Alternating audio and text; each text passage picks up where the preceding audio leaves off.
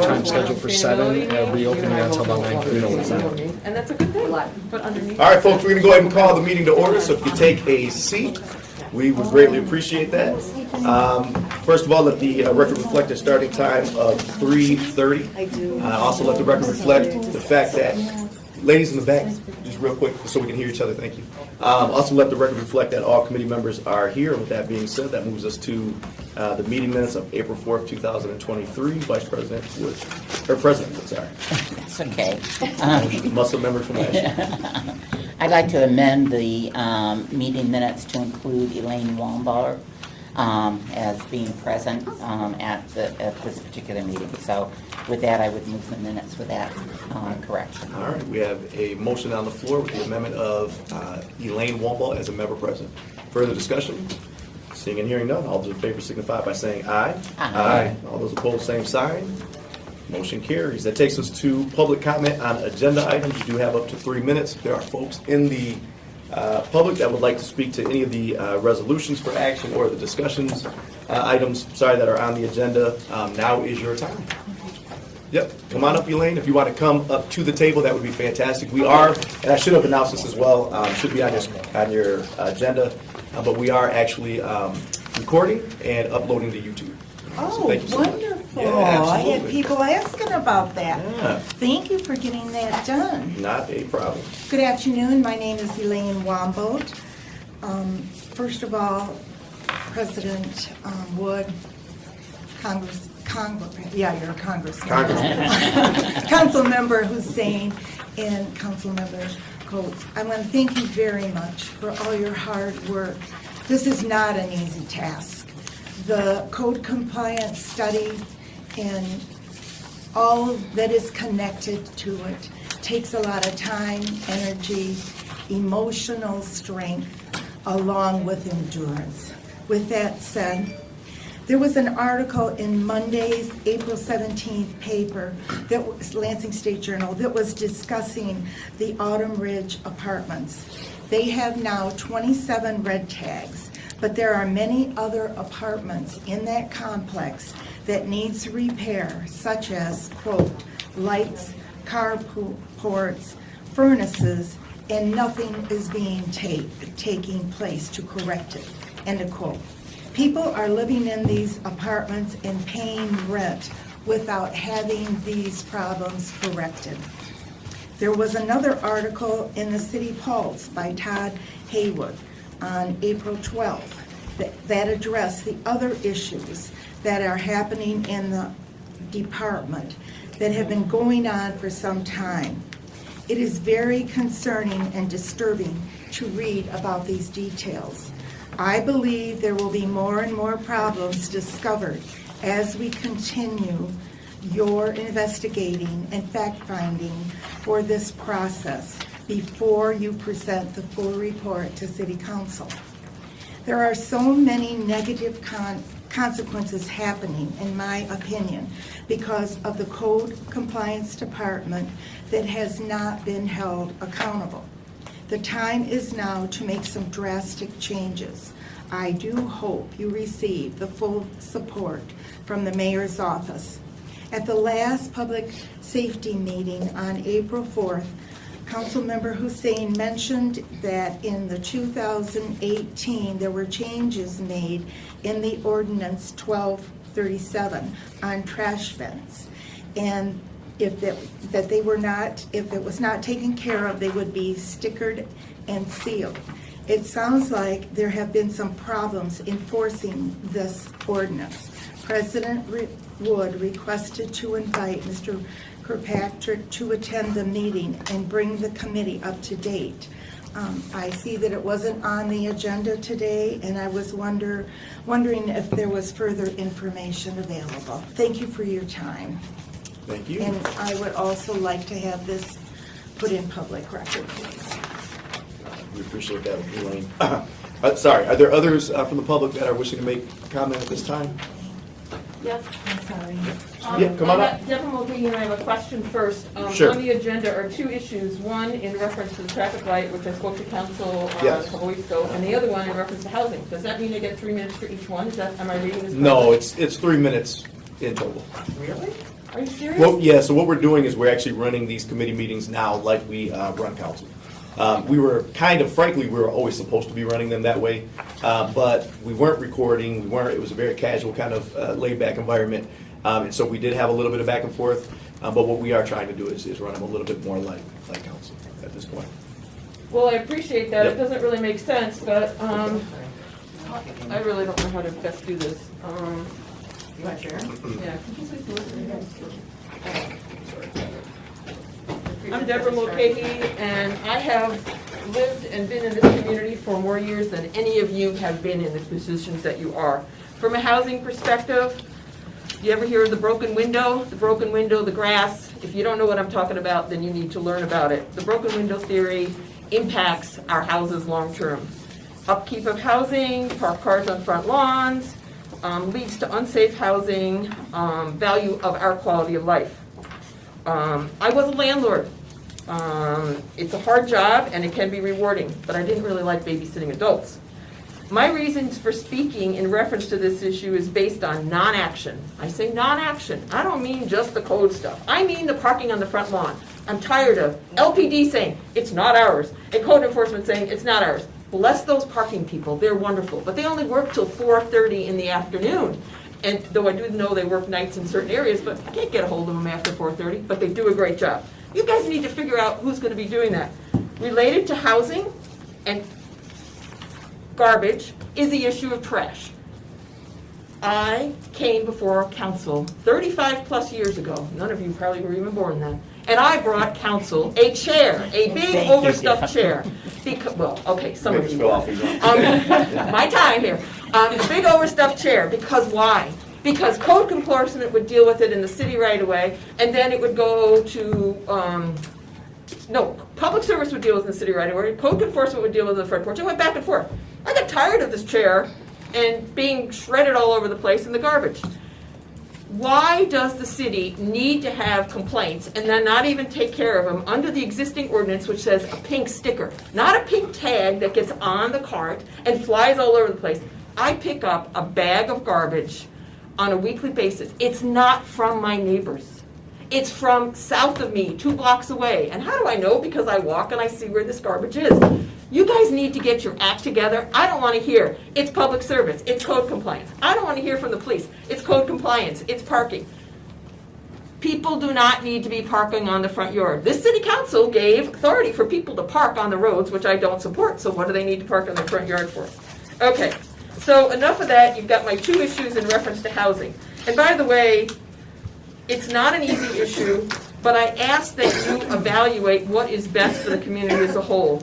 And I really applaud you, Councilperson Cost, for doing the work that you did in collecting the data. And I applaud all of you as council people for doing this. It's not easy, and it's not going to go away. You need to take some stiff actions, and I don't think that the city has been willing to do that.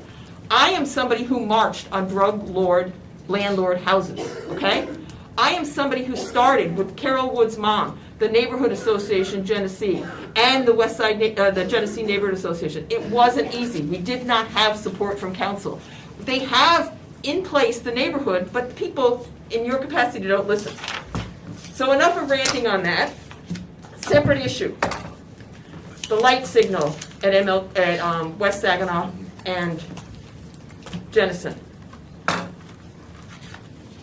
Information that I presented to you is no longer accurate because now I learned some other information. What does a 90-day study mean to you? 90-day study means to me 90 days you study something. No.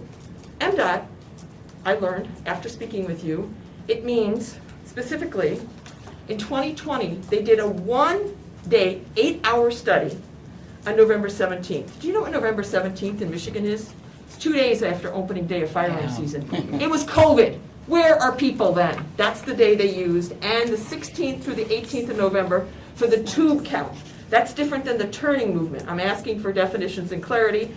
And then 2023, they implemented the light signal flashing change in February, and they chose 3.7 to 3.8 for a 24-hour period, and then 3.6 to 3.8 for a 48-hour period. That was the only thing that was consistent. That's a study? Jenison, folks need to remember that goes all the way south from St. Joe, all the way north, almost 2 miles. Now, This is where the city of Lansing is involved. City of Lansing had emails to them from public service. We have a signal person at City of Lansing, public service. And they had a meeting. Why were we as neighbors not told? Hello. The issue of communication and coordination is a thread through what I spoke about really earlier in housing and what Elaine spoke about, and in reference to the signal. So what can you do as the City of Lansing? There's a couple things right now. LPD. Miss LPD, are you not LPD? Yes. She's LPD, Captain? Yes, Okay. ma'am. LPD. We need enforcement. We need enforcement on West Saginaw. We need enforcement on Martin Luther King. I have spoke till I'm blue in the face with LPD. I know you're busy, and I love seeing a police car drive through my neighborhood. I love that. It's great. I'd rather than be on Saginaw. We had our first fatality on Saginaw from 2004 to present a couple weeks ago. It was a motorcycle accident, and it was in the vicinity of Jenison. So what can LPD do? Because MSP takes a position that they don't do enforcement on Saginaw, and they don't do enforcement on MLK, because that's Lansing's jurisdiction, but they do enforcement for traffic on 496.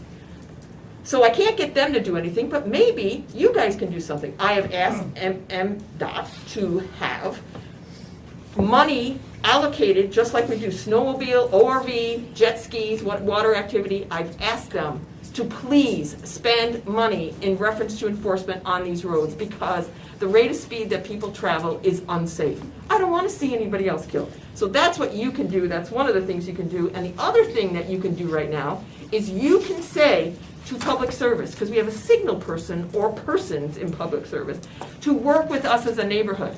I have spent 2 months, 2 whole months plus now, trying to gather data. I know how to ask questions. I'm rather insistent and persistent.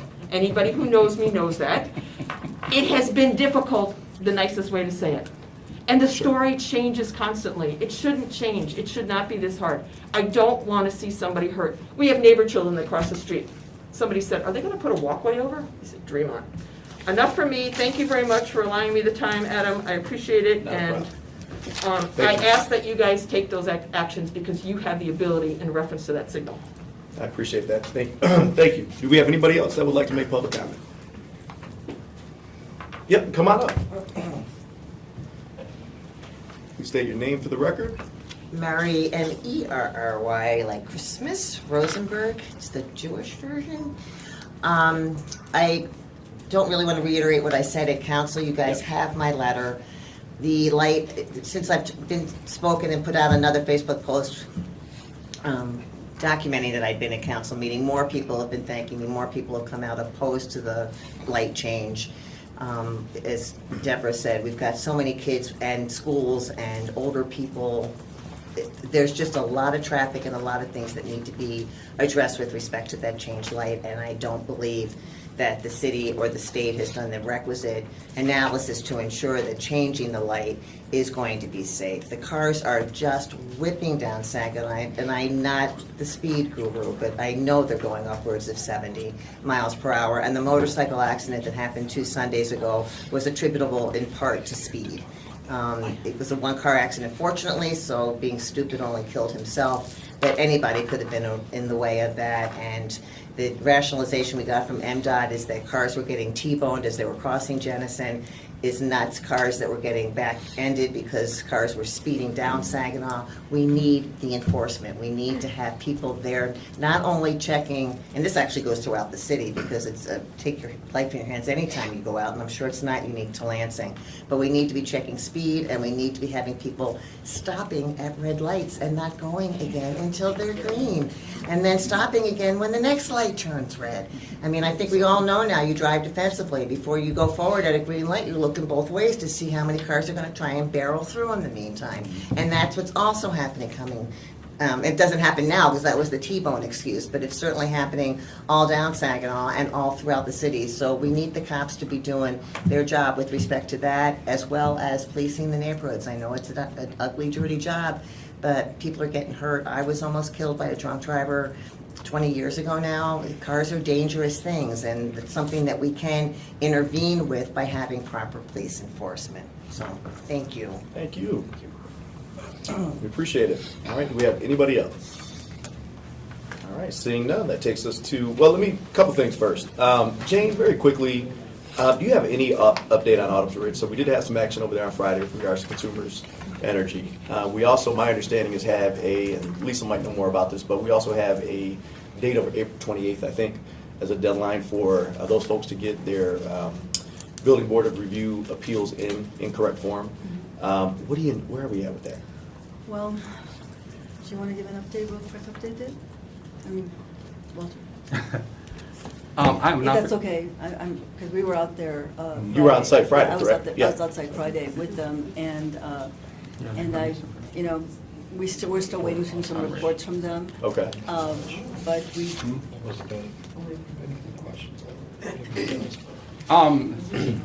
I am not familiar with the date that you are referring to. Yep. But I was out there, and I know that I talked to John Snyder, the building safety manager, and I know that he was working on that particular, I guess they appealed certain part of it. So I know they were working on it, but I'm not sure what that date. That'll be more better. Yeah, so, and just so folks at the table are aware, what they did is, so they had the inspection in December, and there were a number of issues, right, that were noted. And so they actually appealed, which is pretty rare, to the Building Board of Review. They did not put that in correct form. And so they worked with the city attorney's office, and my understanding is they have till April 28th to get that submitted in correct form. I actually got that date from Amanda O'Boyle. Okay, because she told me to get that in, and maybe any fees. Part of that is with.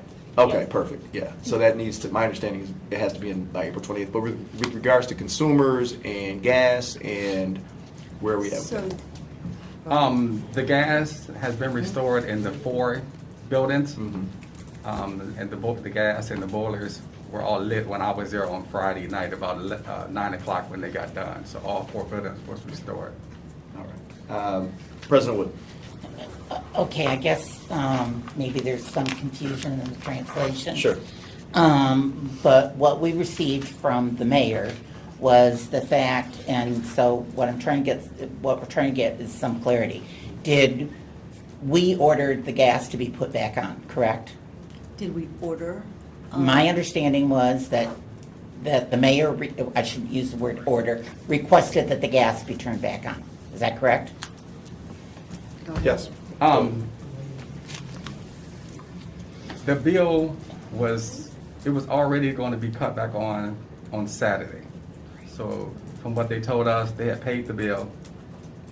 Do we have verification that the bill was paid from consumers? Yes, I was Okay. standing there with the consumers, workers, and the mayor, he did request that it be shut back on. They wasn't going to cut it on the same day. They was going to wait till Saturday to restore the gas. Okay. So he contacted his connection as the consumer powers, and then they cut it on the same night. Okay.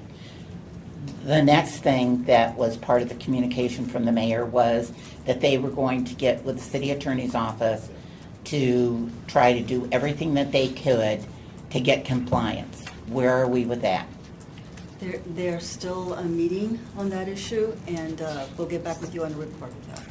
And how long is this meeting? I mean, I was told in the text from the mayor that they were going to immediately on Monday be working on this. I'm And sure they are, Councilmember, I apologize, I don't have a quick report on that for you, and I don't want to give you bad information, so let me just go back to the mayor and see, to get that report for you. I'm just trying to give you accurate information, okay? okay, but I did respond to the city attorney's office after we got the TRO dealing with 2222 West Holmes and asked where we were with Autumn's Ridge. And the information I'd gotten on Monday was we're working on it. So I'm just trying to figure out how long this process is going to take. I will follow up when I get upstairs, and I'll get back to you and let you know where we're at, okay? Anything else? Mhm. No. All right. The other thing, let me see. Also, with regards to ordinance 1237, Ms. Wambalt, we will take that up under other. Okay, I just wanted you to be aware of that. Thank you very much. And then lastly, and I don't necessarily usually respond to all public input, but it was all fantastic. Deborah, I couldn't agree more in terms of enforcement. You're absolutely right. And we have to do better, period. I am well aware of the broken glass theory. We discuss it and reference it often, but we need to gain traction. You're absolutely right. We'll certainly talk about that as part of this meeting as well. That being said, we are to item number 5, discussion action. This is a resolution to set a show cause hearing on orders to make safe or demolish to the owners of property located at 1309 West Shiawassee Street. I'm assuming, Walter, you're here to discuss these. Is that correct? Or no? I can go through them, and if there's questions, maybe you can answer them. Okay, fantastic. So for this particular property, the listed taxpayer is Emily Childress. This is a unsafe, fire-damaged home. Walter, my first question for you, in terms of the SEV of the home, we have $56,500 on the overview, and then we have $36,100 on the PowerPoint. So I'm not sure I don't think that impacts eligibility with regards to the statute, but I'm just curious as to why there's a difference there. I might just be reading it wrong. The SEV from what I see here is 56. Okay, so what's here on the overview is correct. So are you referring to the assessed value? No, so right here it actually says SEV 36,000 on the PowerPoint. Okay. Yeah. So the overview is correct. Yep, this one, 56. Okay. So referencing the overview numbers, then we are estimated cost of repairs $128,000. The original red tag date was back in March of 2017. This was submitted in a demo on June 29th of 2017. There were 2 different show cause hearings, one on August 23rd, 2018, and another on February 12th, 2023. And then 2 separate orders by the demo board, as far as I understand it, after I looked through these documents. One was on September 23rd, 2018, and another in March of 2023. Can you talk to us a little bit about why? Do you know why we had these orders? It looks like they did pull permits. It doesn't look like any work was ever done. Why was there such a lengthy period of time in between? So the demo board was working with the family, Okay. and then the property changed owners. Okay. I believe one sister. So in 2022, changed owners? Yeah. Okay. So Emily, she hasn't owned it that long. So the first owner, she was doing work. Permits were put, and so work was being done. Then when the second owner got it, and then that's when it was put back into demo. So the demo board paused it while she was doing work. Then it was placed back into the demo process. Okay, so the information we have in front of us says that the permits that have been pulled have been closed. Does that mean the work was done, it was finalized out, or does that mean they were expired? They basically expired. Yeah, the work was not done. I think the pictures you guys have is the most recent inspection Yeah. of the inside of the house. Okay. Did you have a question? Yes, was there any insurance money, and is it still being held? I would say the answer would be no insurance money. But you don't know that for a fact? I know that for a fact. You know it for a Yeah. fact? All right.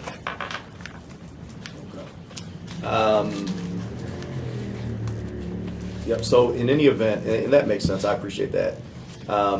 The resolution calls for a show cause hearing to be set on May 8th at 7 p.m. Do we have any other questions for Walter? Seeing none, I need a motion. So moved. There's a motion on the floor, further discussion, seeing and hearing none, all those in favor signify by saying aye. Aye. All those opposed, same sign, motion carried. Takes us to Resolution C, this is setting a show cause hearing on orders to make safe or demolish to the owners of property located at 1020 Woodbine Avenue. This is item again C in your packet. Listed taxpayer is a Cole Lupin, this is another fire damaged property, so if approved, this would be a 30-day. The SEV of the home is 8,500, and that's not a typo, correct, Walter? 8,500. I don't think I've ever seen an SEV that low. Yes, it was severe damage. I think Okay. the fire department listed it at 100%. 100%? Okay. Estimated cost of repairs at the $82,797.75. The original red tag date is May 24th, 2022. This was submitted in the demo on January 1st of 2023. The demo board had a show cause hearing February 23rd of 2023. There was an order by the demo board the next month So 30 days later, no permits have been pulled since that time. Again, the show cause hearing, as in the first we just took a look at, would be May 8th at 7 p.m. Do we have any questions for Walter? Insurance, I am not sure about this one, this particular unit. Can you find out for us and Yes. let our office know? Yes. Mr. Cost, any questions? Nope. All right, I need a motion. so moved. There's a motion on the floor, further discussion. Seeing and hearing none, all those in favor signify by saying aye. Aye. All those opposed, same sign. Motion carries. Takes us to item D in your packet. This is a resolution to set another show cause hearing on orders to make safer demolish the owners of property located at 318 Clifford Street. The listed taxpayer is Daniel D. and Kimberly Dudley. The SUV of the home is $37,500, and the estimated cost of repairs is $80,905. There was an original red tag date of August 22nd, 2011. We had violations letter sent out that same date, but then again on April 28th, 2022. This was submitted into demo on October 13th of 2022. The demo board had a show cause hearing on February 23rd, 2023. And then there was a make safe or demolish that was issued by the demo board the next month on March 23rd, 2023. No permits have been pulled, as I'm aware of. And the show cause hearing will be May 8th at 7 p.m. Do we have any questions? Do we know why it's I was gonna ask. been like this for so long? I am not familiar with this case. To our ED&P people that are here, I mean, these dates, when we're looking at that property standing in the neighborhood is just unacceptable. The value of the property of the around it makes a difference as far as people looking at purchasing or selling their property. Having a property that is in this kind of condition and been tagged for that long and not followed up on is just not acceptable. Noted, thank you. That was my concern too. So when we look at, and just for folks that are here from the public, when we talk about the SEV and we talk about the estimated cost of repairs, for us to actually move this forward in terms of demo, the estimated cost of repairs has to actually exceed the SEV. And so when we go out there and I talked to Scott before he left, and I kind of understand the formula that she used to come up with estimated cost of repairs. I could understand if during red tag monitoring, we're noting deterioration and it's creeping up toward the SEV, and it just for whatever reason past that threshold, and then it comes to us. We're sitting at 80,905 on an SEV at 37,500. So it's been like that for a long time. So these are the things I think when we go through our red tags, we're really concerned about. Okay, just so you guys know. Thank you. All right, thanks so much. Further discussion? Yes, Jane. I just want to make sure that I give a good response. I know Yep. that Council President would ask a question about the report. Hold on one second. Can we let's do this first, and then Oh, we'll. I apologize. Yep, not a problem. Just real quick on this property, I want to piggyback on something that Carol said. Sure. It's been sitting in that neighborhood for quite a long time. Yeah. And this was a concern that I voiced 6 months ago to code compliance about this property. And I've spoken to the neighbors, because this is in my neighborhood. So, this is something that, moving forward as the new EDP director, I would really like to see something like this cleared up. It shouldn't have sat there for 12 years. And I mean, they have all kinds of problems. It's not just the rodents and that, but it's people busting windows out and crawling in and, using different substances. And it's not about the substance, it's about the fact that someone could die in there and no one would know, so. Yeah, thank you. Yeah. And this isn't me trying to be abrasive. It's just you guys are new. Yeah. We're talking. Yeah, no. But I really struggle. I struggle with we just heard about the the broken glass theory, and so certainly as you see these things be allowed, you start to see deterioration around the neighborhood.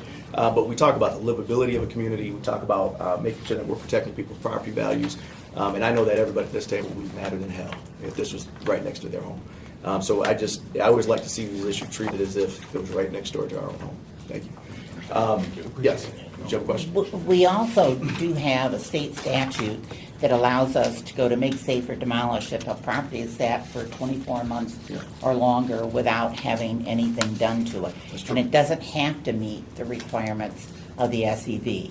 And council worked on that, as well as working with the legislature to get that passed. And we very rarely use it. I'm not sure why we don't, but we don't use it as often as we should be using it. So you do have another tools. toolbox that you can unhandcuff out of the toolbox and use it. Key. Yeah, I'll give you the key. Don't worry about that one. You're the best. Well, if there are no further questions, I need a motion. Since I'll put a motion forward. All right, so there's a motion to set a show cause hearing, again, for May 8th at 7 p.m. Is there further discussion? Seeing and hearing none, all those in favor signify by saying aye. Aye. All those opposed, same sign. Motion carries. All right, that takes us to, Mitch, are you here to talk about the traffic light? I am, yeah. Why don't you come on up? I appreciate you being here. Folks that are actually on hand, we are on item E. This is a discussion centered on the communication from Mary Rosenberg regarding a changed traffic signal at the intersection of Jennison Avenue and Saginaw Street. We do have Mitch Whistler from Public Services. My understanding, I'm going to read through just a little bit of this so folks that are on hand understand the issue. But in our original correspondence, received quite a bit of information about this, and I think it certainly sparked some concern within our body. So what we were told was that there was a traffic light removal at West Saginaw and North Jennison.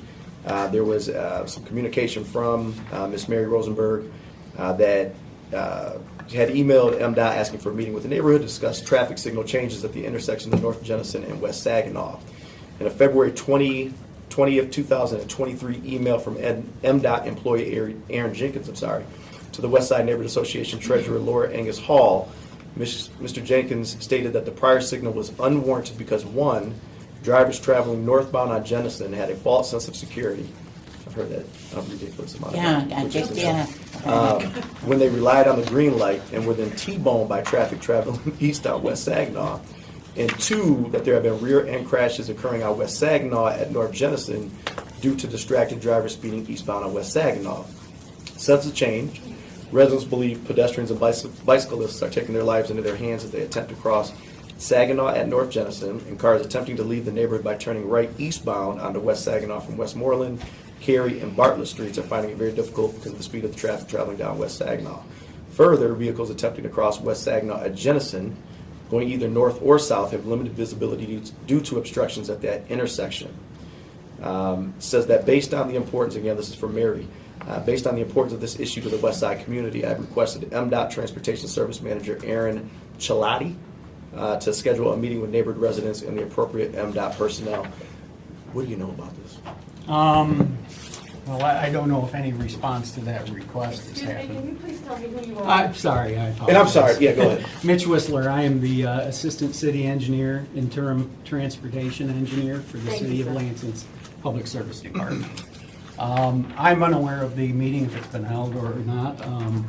I have, if you would like, this is, I think, in reference to the request of the information that was provided to the TSC. That was their responses. So what you had read, yes, that's correct. One of their concerns, not only volume, but one of their other concerns were the significant red light running and the angle accidents. That was one, and then the other is the number of rear-end accidents. They initiated this study based on the fact that they are doing a signal modernization project along the corridor to improve timing, progression, and upgrade the signals. Part of their requirement is they have to, by the feds, they have to go through and do a signal warrant analysis for all the signals. Apparently, this one location must have not met initially their warrants for retaining the signal. So what they do is then initiate the study, a 90-day flash, then they re-review based on delayed data that's collected during that study, like gap studies, safe time to cross the street, things of that nature. Based on that result, they will then make a recommendation. One, it'll be keep the signal, we're going to modernize it, or two, we're going to remove the signal, and then what they do then is they would come to the city and say, we're going to remove this signal, do you want to keep it? If we say yes, we want to keep it, then we're on the hook for all the money. For the maintenance in the future, and the upgrades. And we can't use federal funds to maintain it. So it'd have to either be Act 51 or general fund. Got it. So those are our options. Okay. First, And here is, if you would like, that's the process. Marion, for as I sale. understand, there hasn't been no, where'd Marion go? Oh, sorry, there's been no additional meeting. Has there been any response from MDOT? Well, Deborah and I thought that, all right, so Deborah speak to that. Yep. After 2 months, can you see me okay? Yep, I can see. After 2 months, I was finally connected with the proper person in MDOT to assist me in reference to signal. He has been very helpful. I, as many other people in the neighborhood, thought 90 days meant 90 days. And as I shared with you, the date, it means a date. In addition, there's something called warrants, not what the police deal with and law enforcement, but warrants, criteria that federal highway have to require them to use in reference to modernizing the signal. And this signal study is from Verlinden to Foster. So it affects lots more than just our particular neighborhood. In the evaluation, based on what they did in November of 2020, which I take exception to, and I don't accept that, they went forward and did this study in February. In addition to the crashes, as we know them, crashes being T-bones and rear ends, a T-bone is considered an angle crash, whereas rear-ending somebody is not considered an angle crash. In order to continue the light, as I understand it, even though it's a 90-day study, they have to have 5 angle crashes in a 12-month period. Did I get that right, Mitch? That is correct. Okay. Yes. Now, let's hope that we never have 5 angle crashes in a 12-month period at any light in the city of Lansing, or anywhere else for that matter. Right. Based on the information that I was given, the man, as I said, did respond promptly. He gave me information. I, unfortunately, had many, many questions.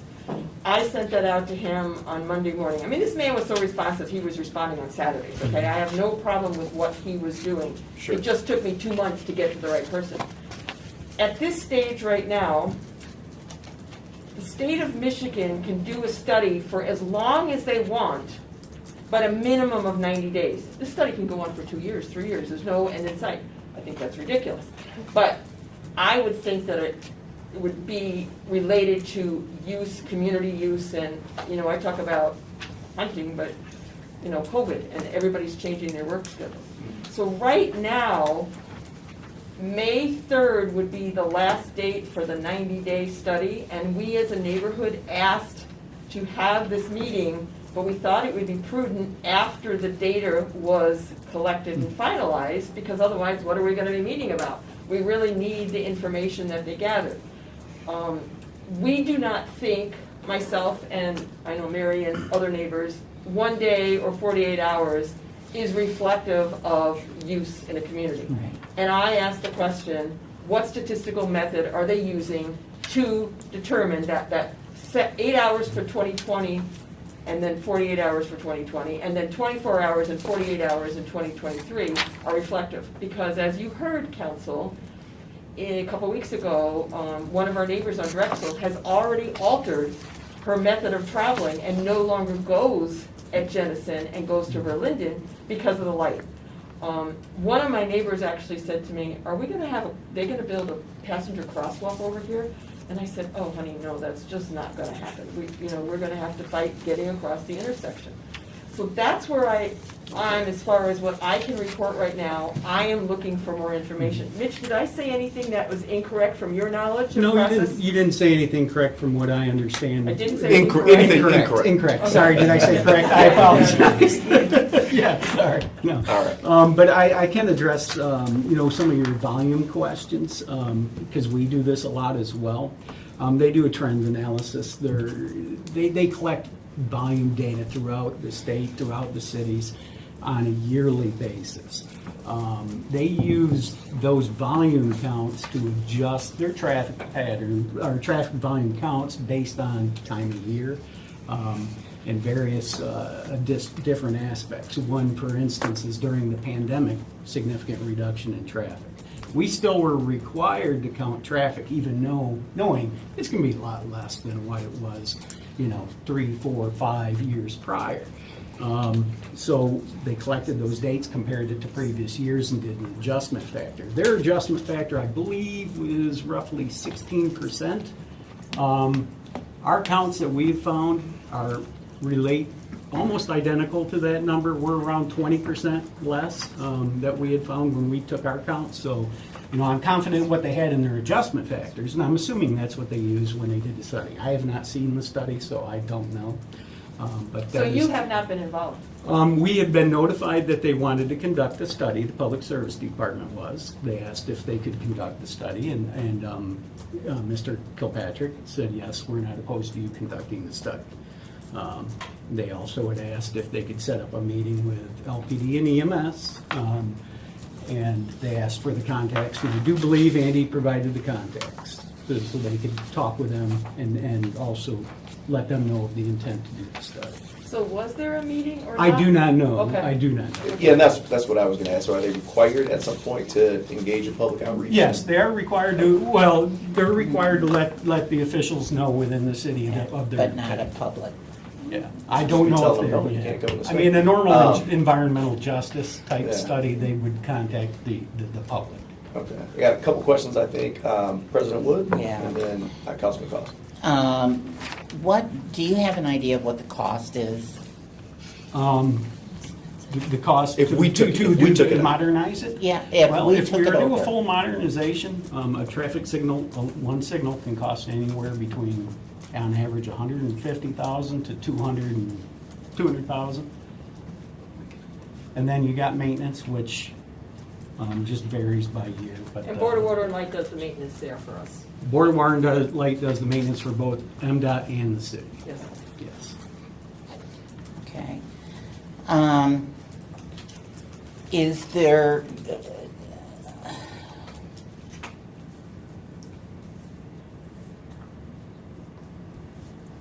is there anyone that you can think of that we can reach out to at MDOT to have a discussion with them about this? Well, who kind of oversees the construction aspect and that of the TSC is Melissa Longworth. You could definitely give her a contact call at the TSC. Can you provide us that? I sure can. Okay. I would suggest Doug Edelman, who is the chief engineer. Yeah, he's for in the MDOT. signals unit, yes. He's in reference to signals. And is Aaron Jenkins back with him? He had moved over to Secretary of State. Is he back with them now? I don't believe he is. I'm not sure. I'd have to get back with you on that. The same Aaron that we took? Get a meeting. He just moved? No. He had. I think he may have moved back though. I think it was pretty short-lived. Doug Edelman Yeah. was the man I was referring to, was extremely helpful Okay. and extremely knowledgeable, more so than the people that. Yeah, he manages this actual signals unit. Yes. Yes. Got it. Very knowledgeable. Can I just address your question? Yes, go ahead. So I got an email back from Erin Chilati, who is the Transportation Service Manager. Okay. at MDOT, Yep. And she was confirming receipt of the letter I sent to her and to the acting director, whose name I will destroy. It's something like Wyrich or something. Okay. Peter Wyrich. But they have not reached out to set a meeting, and when I did request the data originally, I was asking for current data. It's ironic they sent the stuff from 17 and 20 because of its lack of currency and relevance. They were busy compiling the information from now, and they had been there, but they didn't tell me, oh, by the way, we will update this when we have it. So to say that we're getting stonewalled by MDOT would be diplomatic. So what I'm going to do, with permission, obviously, of my colleagues, what I'd like to do is, once we get this contact information, actually reach out and see if we can establish a meeting between the neighborhood and MDOT, and then Right. hopefully we can attend as well.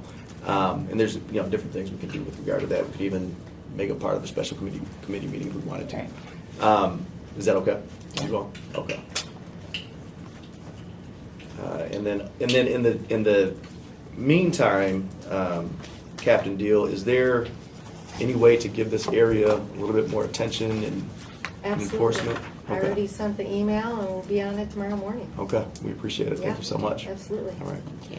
Any other questions? Well, no, you both stole my thunder.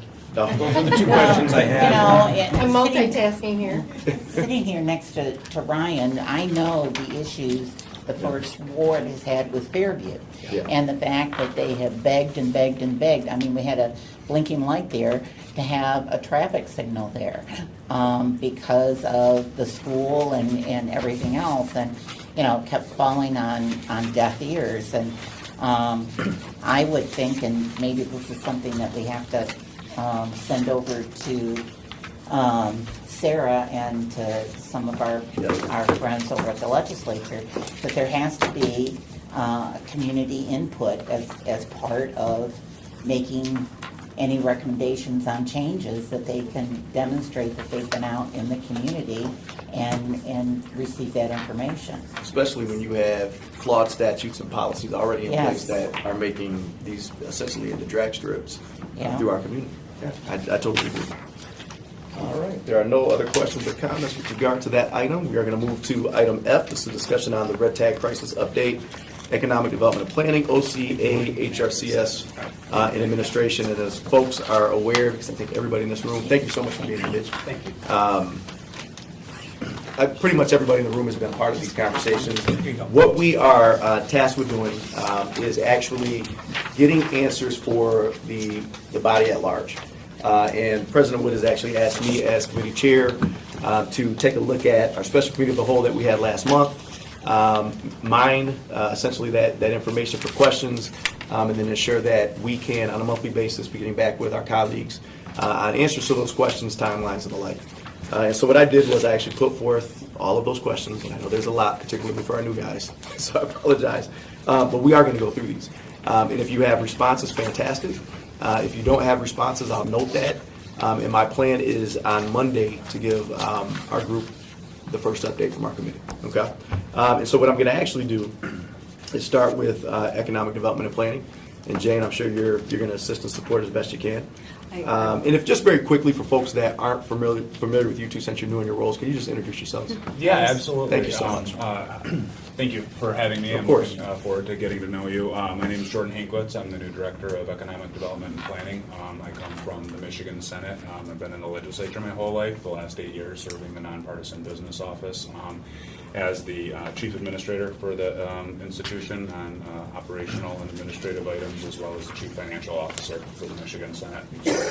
Today is day 2, hour 32 of the new job, and I'm very much looking forward to work with you all. Thank you so much. Appreciate it. All right, fantastic. And then Nick? Yeah, Nicholas Montry, I'm serving as the Deputy Director for EDP now. I know many of you in this room, and looking forward to building relationships and really focusing on the task at hand and moving forward. So one of my neighbors on the public service board, I'm devastated that you got taken away from public services, man. So, yeah. But, you know, talent, that's what happens, right? So we appreciate both of you. Thank you. First one, when we were in committee, we asked about how far we were behind on rental inspections. And Barb's answer was, I'm not sure, but I did see one the other day that was about 6 months behind. Have we been able to find out how far we actually are back? Yep, and as in regards to all 25 of the questions, Yep. I am going to do my best to Yep. answer, as is my Fantastic. team. There's going to be some things that we're not able to answer, That's or we okay. just do not have an answer at this point. In regards to how many months behind we are on the rental inspections, that's kind of a sliding scale because there could be some geographic areas that are a little further behind, some types of inspections that are a little bit further behind or less far behind. And speaking with Walter and Nicholas here, our best aggregate assumption is probably 4 to 6 weeks is a good estimate at this point, if we were to blend all the various types of inspections that need to take place. But you have some districts that are as far as 6 months behind. Is that correct? And my understanding is it's the south side where you have a lot of multifamily properties, you got a lot of properties in court, you got a lot of, that we're furthest behind there? Is that not the case? No, I would say 4 to 6 weeks. The ones 4 that to are, the ones that are in court, of course, that's different because. Well, I guess what I meant, Walter, is that some of our code officers are taken out of the field often to be in court, right, on some of Yes. these issues. And so Yes. some of those folks are going to be a little bit further behind, just Yes. naturally. Yes. Okay. So 4 to 6 weeks. All right. Next is, sorry, go ahead. Do you see that as an acceptable amount of time? 4 to 6 weeks Yeah. to do an inspection? Yes. Okay, knowing during that 4 to 6 weeks that I do not have to register a property until I've got a tenant in it. So I've got somebody living in a property that could be not up to code for that 4 to 6 weeks. Well, the 4 to 6 weeks is what we're referring to is once they register it, not the ones that's not registered. So I'm not talking about the failure to register properties. I'm talking about the ones, they came in. No, they I'm paid not the saying that I fines. didn't fail you to register. Okay. I bought his house. I bought Ryan's house from him. And it was a owner-occupied house. I'm now going to rent it. I get a tenant, and according to the way our process has been, I do not have to register it until I have a tenant. So I have somebody living in there. I go and come in, register my property for an inspection, and during that period of time, I have somebody living in it for 4 to 6 weeks before you come and inspect it. Well, actually, if someone is living in it, that is a failure to register. They cannot live in the house. He can do it if it was vacant, but if someone's living in the house, it has to be registered as a rental. So you're telling me that the process is not, or has not been, the practice, I should say. Yeah, well, Yeah, that's not right. what was told, is, yeah. is right. If somebody is planning to move somebody in and they go and they register for their rental inspection, they can then, from what I've always been told, they can Yes. then move that person in as they're waiting on the city to inspect. That's not the case? It's not the case. If you look at the ordinance, they cannot move anybody in until they've registered as a rental. And The actually, inspection is done, then they can move them in. If we see somebody in the house. well, hold on, back it up. Okay. Just because the inspection was done doesn't mean it's certified. Does it have to be certified before they move them in? Yes. Okay, and you According to know the that that's code. been practiced with Fidelity? I mean, that's consistently, all of our code, they know that? They know it, Okay. but I can't comment on what happened. I wasn't in charge at the time, but I'm just saying the way that it's supposed to go. Let's say that. And the way that things are going now that is the process. We find somebody to live in a house that's not registered, we will send a failure to register letter to that owner of that property. Well, just so you know, that was not what was told to us Right. previously. Right. And the previous practice was, because we talked about the fact, what if we see on Craigslist, or what if we see, and that people are renting out there? And the response we would receive is, until they have rented it, we cannot require them to come in and do an inspection. That was incorrect. Okay? We appreciate that. Just- Councilman McCall. Failure to register, how much of a fine is that? Failure to register is $150. No. I thought that was the new current fee that you're asking for. I don't remember when it was enacted, but I know right now it's 100. It is 150. Yeah. But I do believe that's part of the RFP, right? Across economic development and planning, are we looking at that fee? I think they're looking at all the fees. They're yes. looking at everything. Yes, Yes. all the fees. Yes, that's It's been true. 150 Yeah. for quite some time. Do you have the budget there? Please pull up the fees. You're Because right. I'm- You were calling a different number. No, it's 150, but it's showing it as a new fee. As a change. Or No, a new fee. fee. New fee, got it. Well, she pulls that up. Did you have anything else? No? No. I mean, real quick, I mean, Yeah. you can see the issue here that we're kind of talking about. You're 4 to 6 weeks out, those people move someone in, But they they're- live there for 2 months, they've got, let's say it's $1,400, $2,800 in their pocket in rent, and the fine's $150 for not having somebody. That's, that's a problem. You're absolutely right. And that's why, and it's, further down the list, but, obviously we have to take a look at the fees, we have to take a look at Yeah. enforcement. We have got to do something with our courts and our judges, and they need to start playing ball a little bit. But we'll talk more about that later. Did you find that? Yeah, it looks like the only fee change for this upcoming budget and code is the lack of certificate fee, which is proposed to be $100. Okay, and is that new? That's a new fee. Okay, so is that the same as what you're talking about? So lack of certificate and a failure to register are not the same. Two different things. Okay. Okay.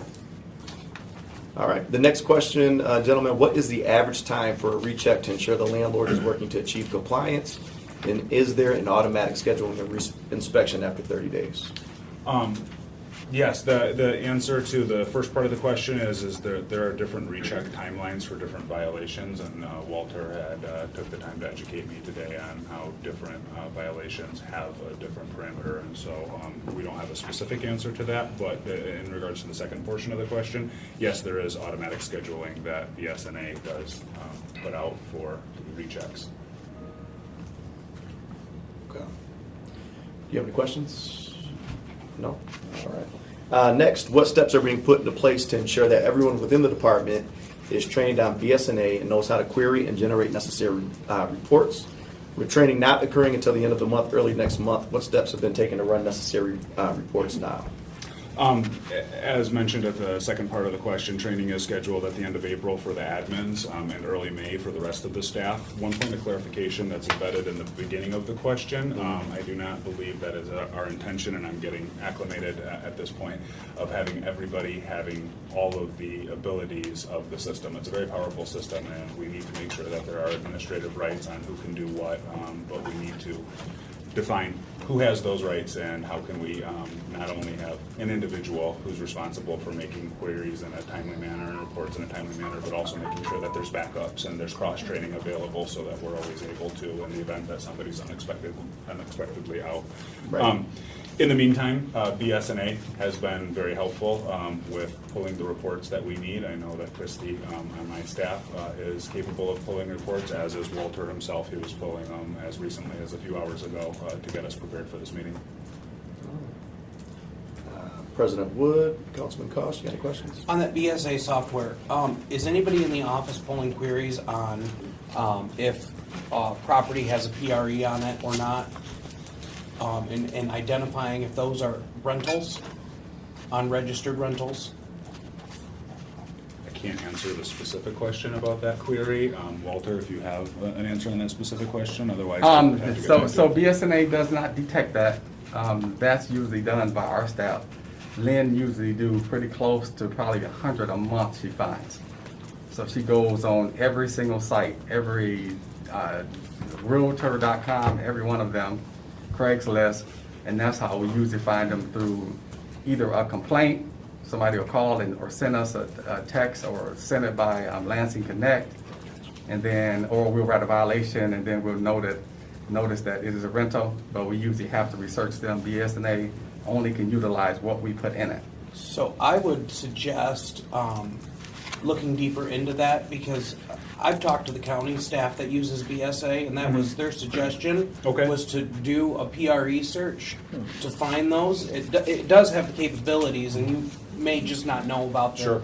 capabilities. No, that's a functionality that we'll definitely explore. I appreciate that. Yeah. All right, President Wood? A couple questions for that. One, are we interfacing with assessing? Because as those are changed with assessing, that would limit the amount of checking that you'd have to do, because those would pop up for you. So that would be one question.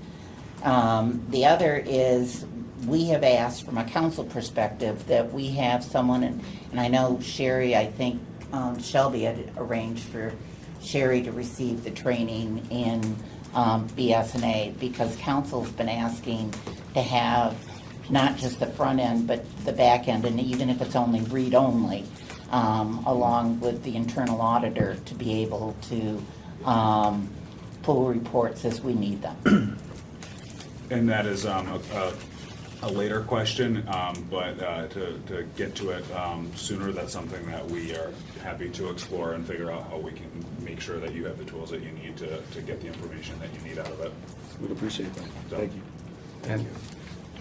And Walter? And go to ahead. answer your first question, Sure. I run that report every Monday, so we can sync up with the assessor's office.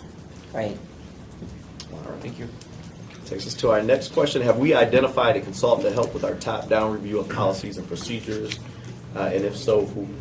That consultant has not been identified, but that's a topic that we're discussing and exploring, and so we hope to report back when we have more information on that. Okay. Are we, Jane, I'm gonna come to you. Are we thinking outside consultant? Somebody that maybe has not necessarily been, and I asked this question before. I know. Somebody that's not necessarily been with the department in the past? They're discussing everything, councilperson, and Okay. they will get back with you on that. But they're Alright. looking at everything, just to make sure that they can come up with a good answer for you, so yes. that could be And something. I'm I know your job's not to make me Yes. happy, but if you wanna make me happy, Yes. don't bring in somebody that's already been in the department, particularly somebody that worked very closely with somebody else that might not be with us anymore. Because we truly need We understand. an outside perspective, expert perspective. Yeah, that's awesome.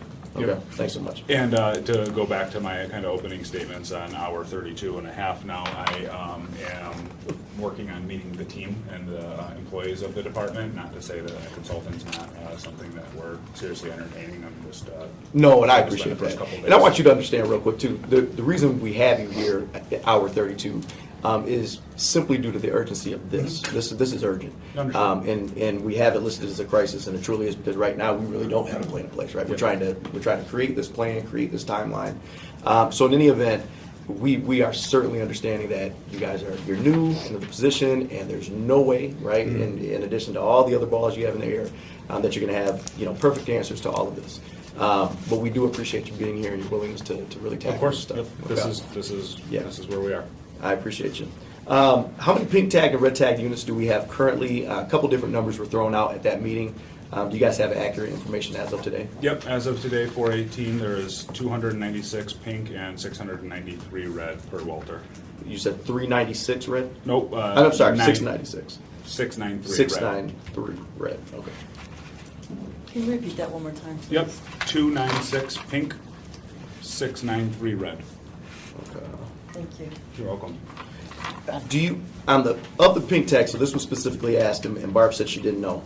Of the pink tagged and red tagged properties, how many have yet to have a follow-up inspection, do we know? I believe we're at 0, needing to have a follow-up inspection. President Wood? I have some questions from the red tag list. Is this the That's fine. place to Yep. have them, or is there another place to have This them? is fine, go ahead. Okay. I'd like, on the spreadsheet that we've got, I'd like to talk about 4 particular properties. The first one is, ones are 1918 Georgetown and 1904, and these are Arbor of Georgetown LTD Housing Association. Okay. That is a pilot.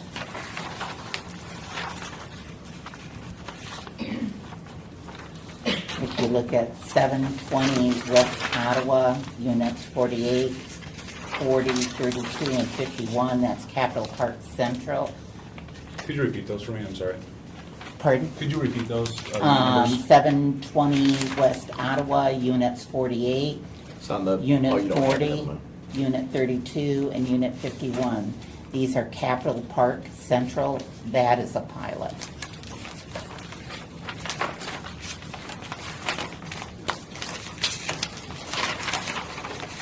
If you go to Silverstone, and that is 5505 South Martin Luther King Boulevard, Building C, and 5505 South Martin Luther King Jr. Boulevard, Building J.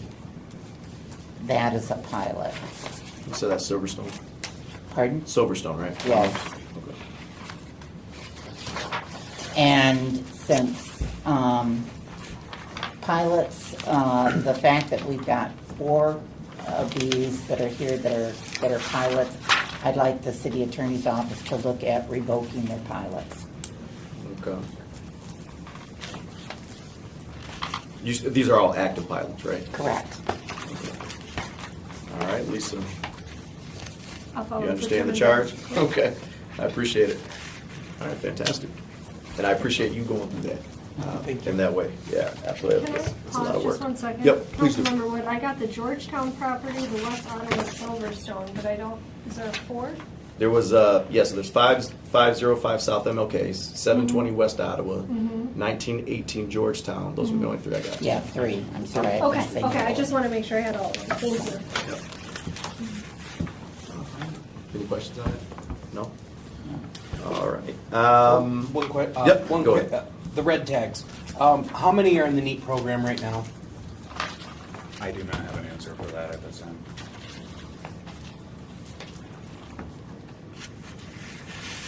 So I'll follow up Specific to question, the how red many tags. of the 693 are I'm sorry? actively being You said monitored? specific to the red tags, the 693, how many are in the NEAT program right now? Yeah, Okay. well, Yeah. so the NEAT program is a red tag after 90 days. Just, sorry, I probably should have explained that. But you can't simply look at which have been tagged more than 90 days because we know that not all have been consistently monitored. The monitoring didn't always start on time. So yeah, we would appreciate information on that. The next one is, have the informational flyers and brochures been distributed to tagged units? How are we getting this information to those that are already living in tagged units? For the first part, yes, and if the units appear to be occupied, they are affixing the tags to the units and the information. So we have with all, what is this? Almost 1,000 tagged units. We've sent informational flyers and brochures to all those units? If they appear to be occupied. If it's obvious that they're vacant, then no. Is that correct, Walter? That's correct. Okay.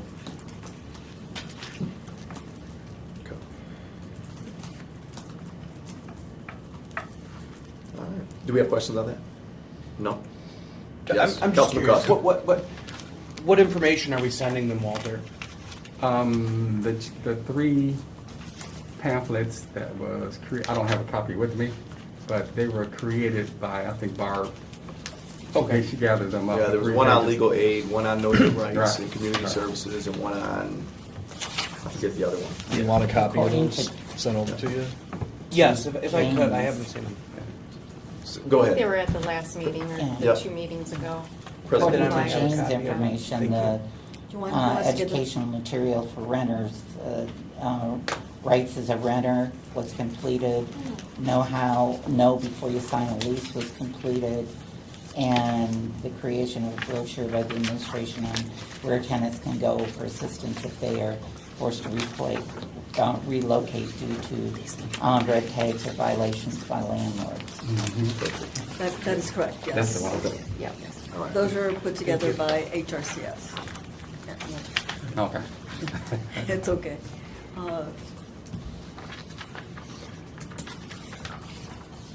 All right. Are you good, Councilman Costa? I'm good, thank Okay. you.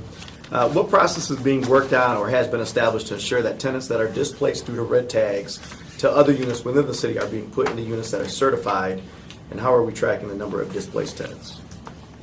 This particular question, I believe, is a question that's better directed towards HRCM, as it falls out of my purview. Okay, that's fair. Okay. Yep, go ahead. If you're having somebody leave, is there the potential of part of your policies to ask the tenant where they're going to be, where they're moving to? That would give us information that you could readily look up to determine whether that person's going to another property that's potentially red tagged. We can certainly explore incorporating that into the process of, Because if you're having that contact with them, right then and there, to say, Ryan, we know you have to leave, do you have a new address? So that we're aware of where your new address is. And then if he gives you an address that you look up, you've got your computer right there, and you look it up, you don't have your computer right there. Does your tablet allow you to look up BSNA? We don't have a tablet. So how do you do anything in the field? For instance, which I guess Are you talking about tag a house, or like for fire, or? If you had additional information or things that you wanted to look up, or, you know, you're standing there and you need to talk to the landlord, how are you getting that What information? technology do you have? Do you have a computer? We have access to computers, yes. In the field? Certain spots, yeah, we have laptops.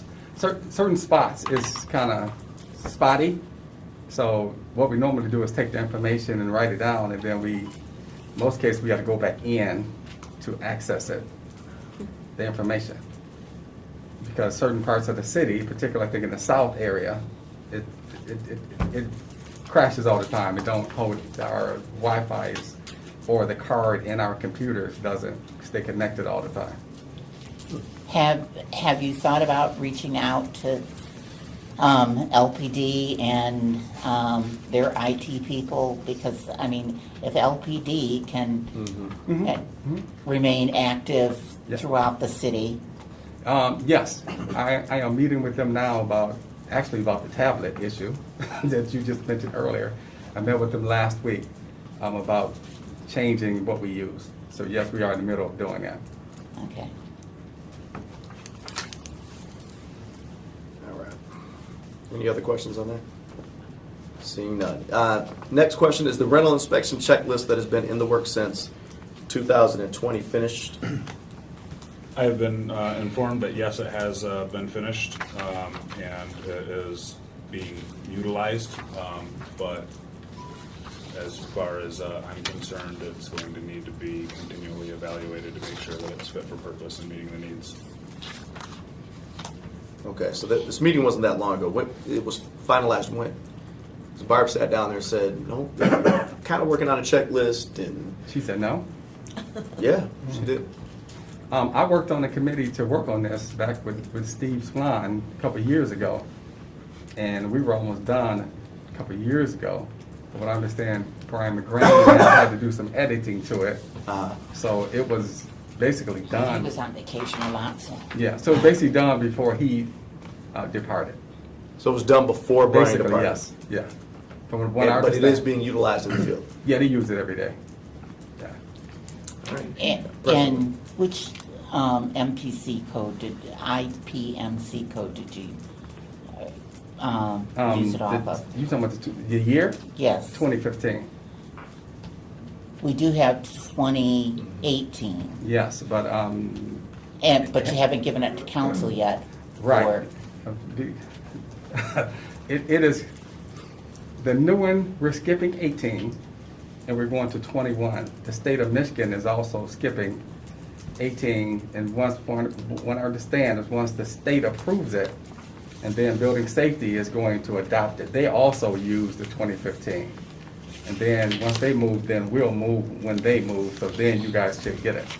Well, yeah, the only problem with us not even taking a look at 2015 is the way they do it, and the marks they put in it for, this is a new section, that will be gone because you're going to 2021, and this could have been something that was adopted back then, and we won't know.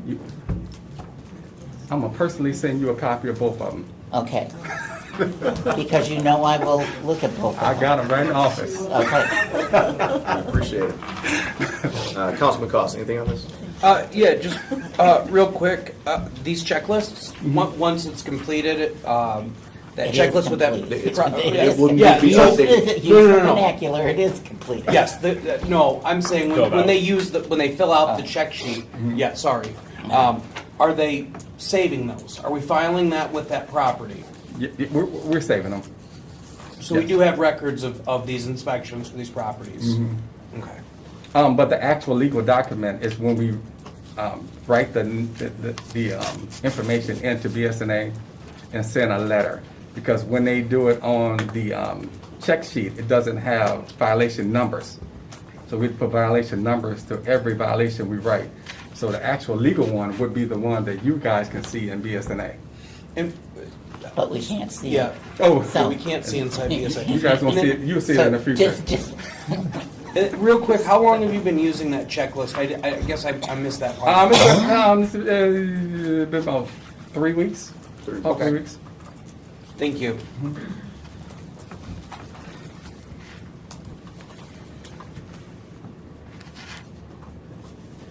All right, next one. Sorry.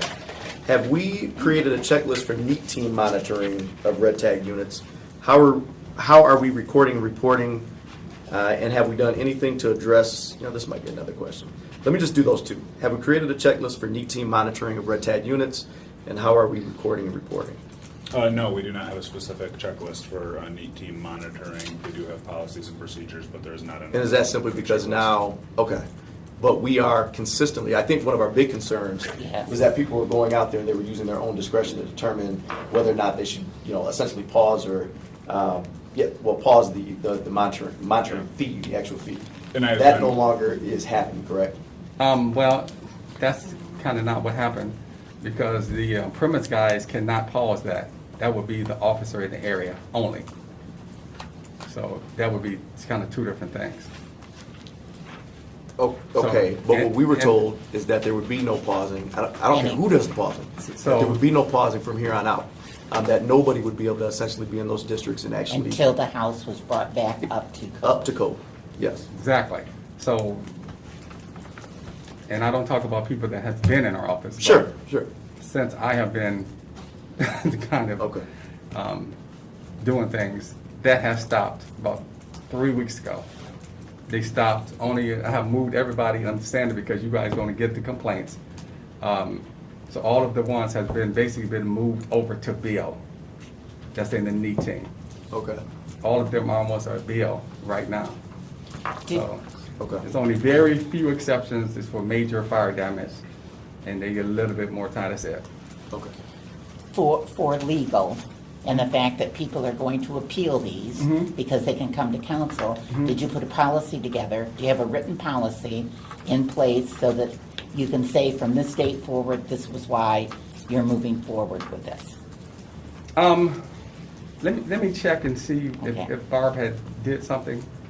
Because you're gonna need that, otherwise, legal's gonna have, when they come before, city operations, and people are asking for council to take those off, we're gonna have to be able to have something that we can point to say that this policy went into effect on this day, and this is why. Okay. Yeah. Thank you. Am I, That makes sense. Well, okay? all right. Councilman Cost, you got anything? Nope. All right. Have we done anything to address the sign and return process for compliance? No, this needs to be examined further. Walter, what's your opinion on the sign and return? I only can say what you get from what the ordinance says. Uh-huh. And the ordinance, it states that when we inspect it and we find something, it says it shall be re-inspected. Yes, I know. So I only can quote what the ordinance says, and that's my opinion on it. Okay. And you don't want to talk about anybody, so I understand. Yeah, I mean, and I agree. If we're going to enforce the way that the ordinance is written, I don't know why we need to examine it further. We need to do away with sign and return forms. And I get that there might be a capacity issue. I get that. I mean, but the reality is we are not enforcing the ordinances the way they are on the books. And frankly, I know that a number of code officers have a big problem with them as well. You guys got anything on that? The beauty with the capacity issue is if we get this cleaned up, it won't be a That- capacity issue. Yeah. Well, and if we, and I think there's a lot of conversation, Walter, too, about, once we do have this top-down, kind of bottom-up policy review, procedure review, we get some things worked out, things implemented the way they need to be implemented, we get the leadership right, list goes on, we'll be able to truly determine whether or not to actually get out there and inspect and recertify, et cetera, whether what we have, when you consider our housing stock and our rental stock, what we have in terms of frontline workers, is that sufficient? But right now, because everything is just a doggone mess, it's really hard to determine that. Absolutely. Okay. Let's go to the next one. Do you want to do the second part of question number 10 as far as? Do I have another part? You know what? Yes, okay, I actually moved it around. So have we ensured no life and safety matters are able to be a part of this process? And Walter has assured me that there are no life and safety matters that are part of this process. Okay, good. All right, so that takes us to our next one. What have we done to prioritize the 21 units that have been red tagged for over a decade? This came from Councilman Cost. Have we worked out the issue with BSNA on the duplicate property so that we have accurate information on tagged units?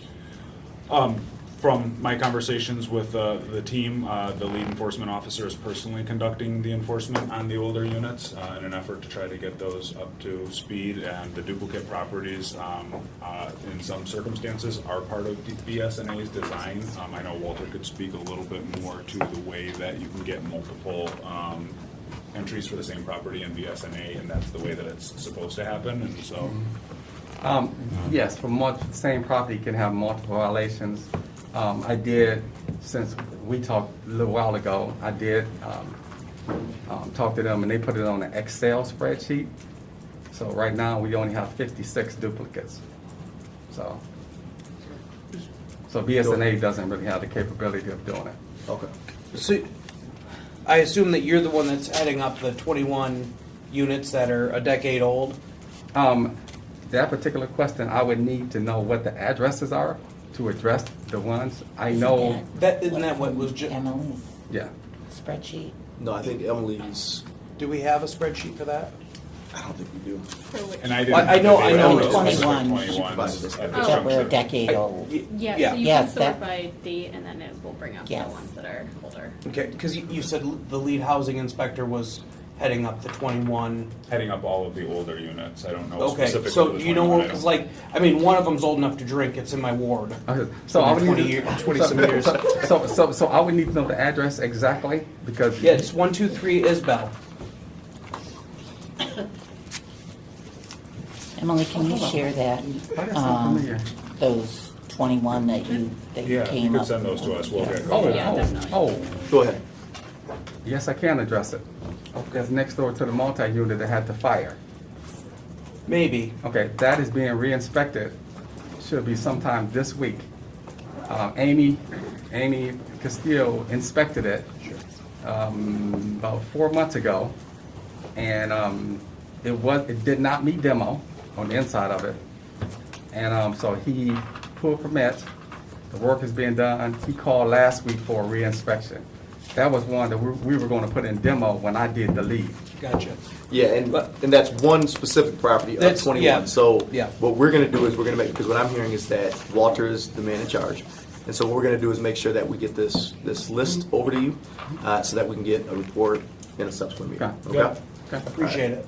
And some of them you guys will see here recently, because I put 30 in demo in the last 2 months. But, so you guys will see them coming through Excellent. anyway. Excellent. We appreciate that. The next one, are we taking steps to implementing a system for evaluating employees and establishing professional development? That's actually for the administration. Let me move to the next one. Are we now able to track workload, time on task for code employees? We're exploring this. I don't have an answer at this time.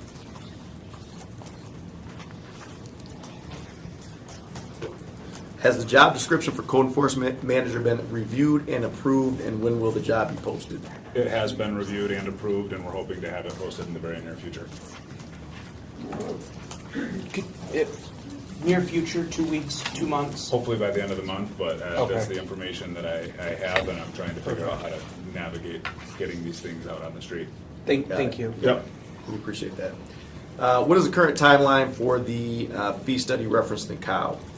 The RFP has been drafted. That's something that I walked into on minute number 1 in my inbox, and I'm in the process of reviewing, and we're hoping again to get this out on the street in the near future. But also- and I don't see that as being a very long period of time because we understand the importance of it. Okay. Can I put in my notes end of the month? No? Are you shooting for end of the I month? prefer you note in the very near future. We're going to be talking pretty regularly, so. And I'm going to ask you, similar to what I would ask somebody when they told me, I've got a plan, you need to start giving us an idea of what in the near future means. Whether, I would rather you tell me it'll be 3 months and you get it done in 2 months then you say near future and I'm already retired. Nope, I understand and respect that. I don't want to tell you 3 months because I believe that we're going to be able to move them along a lot quicker. I'm just not in a position to offer you actual. And we understand your And unique I'm position. saying today, Yeah. but Yeah. I'm saying. Yes. Get my point, so that you, when you come back here, I very much appreciate time-bound measurables, so yes. We appreciate you. Have you met with the courts to work on cooperation and support? Have we begun to write more court compliance tickets? I have not met with the courts. I know that Walter has. The second part of the question, I wouldn't say that we have written more tickets, but we're hoping to make progress through the courts because we see that as a path for progress. Okay. You guys got anything on that? the tool in the toolbox. Yep. Yeah. Have you identified a strategy to keep and demolish blighted homes pre-tax auction by the county? It's something that Barb had spoken to. No. No. I just no. Not as of now. No.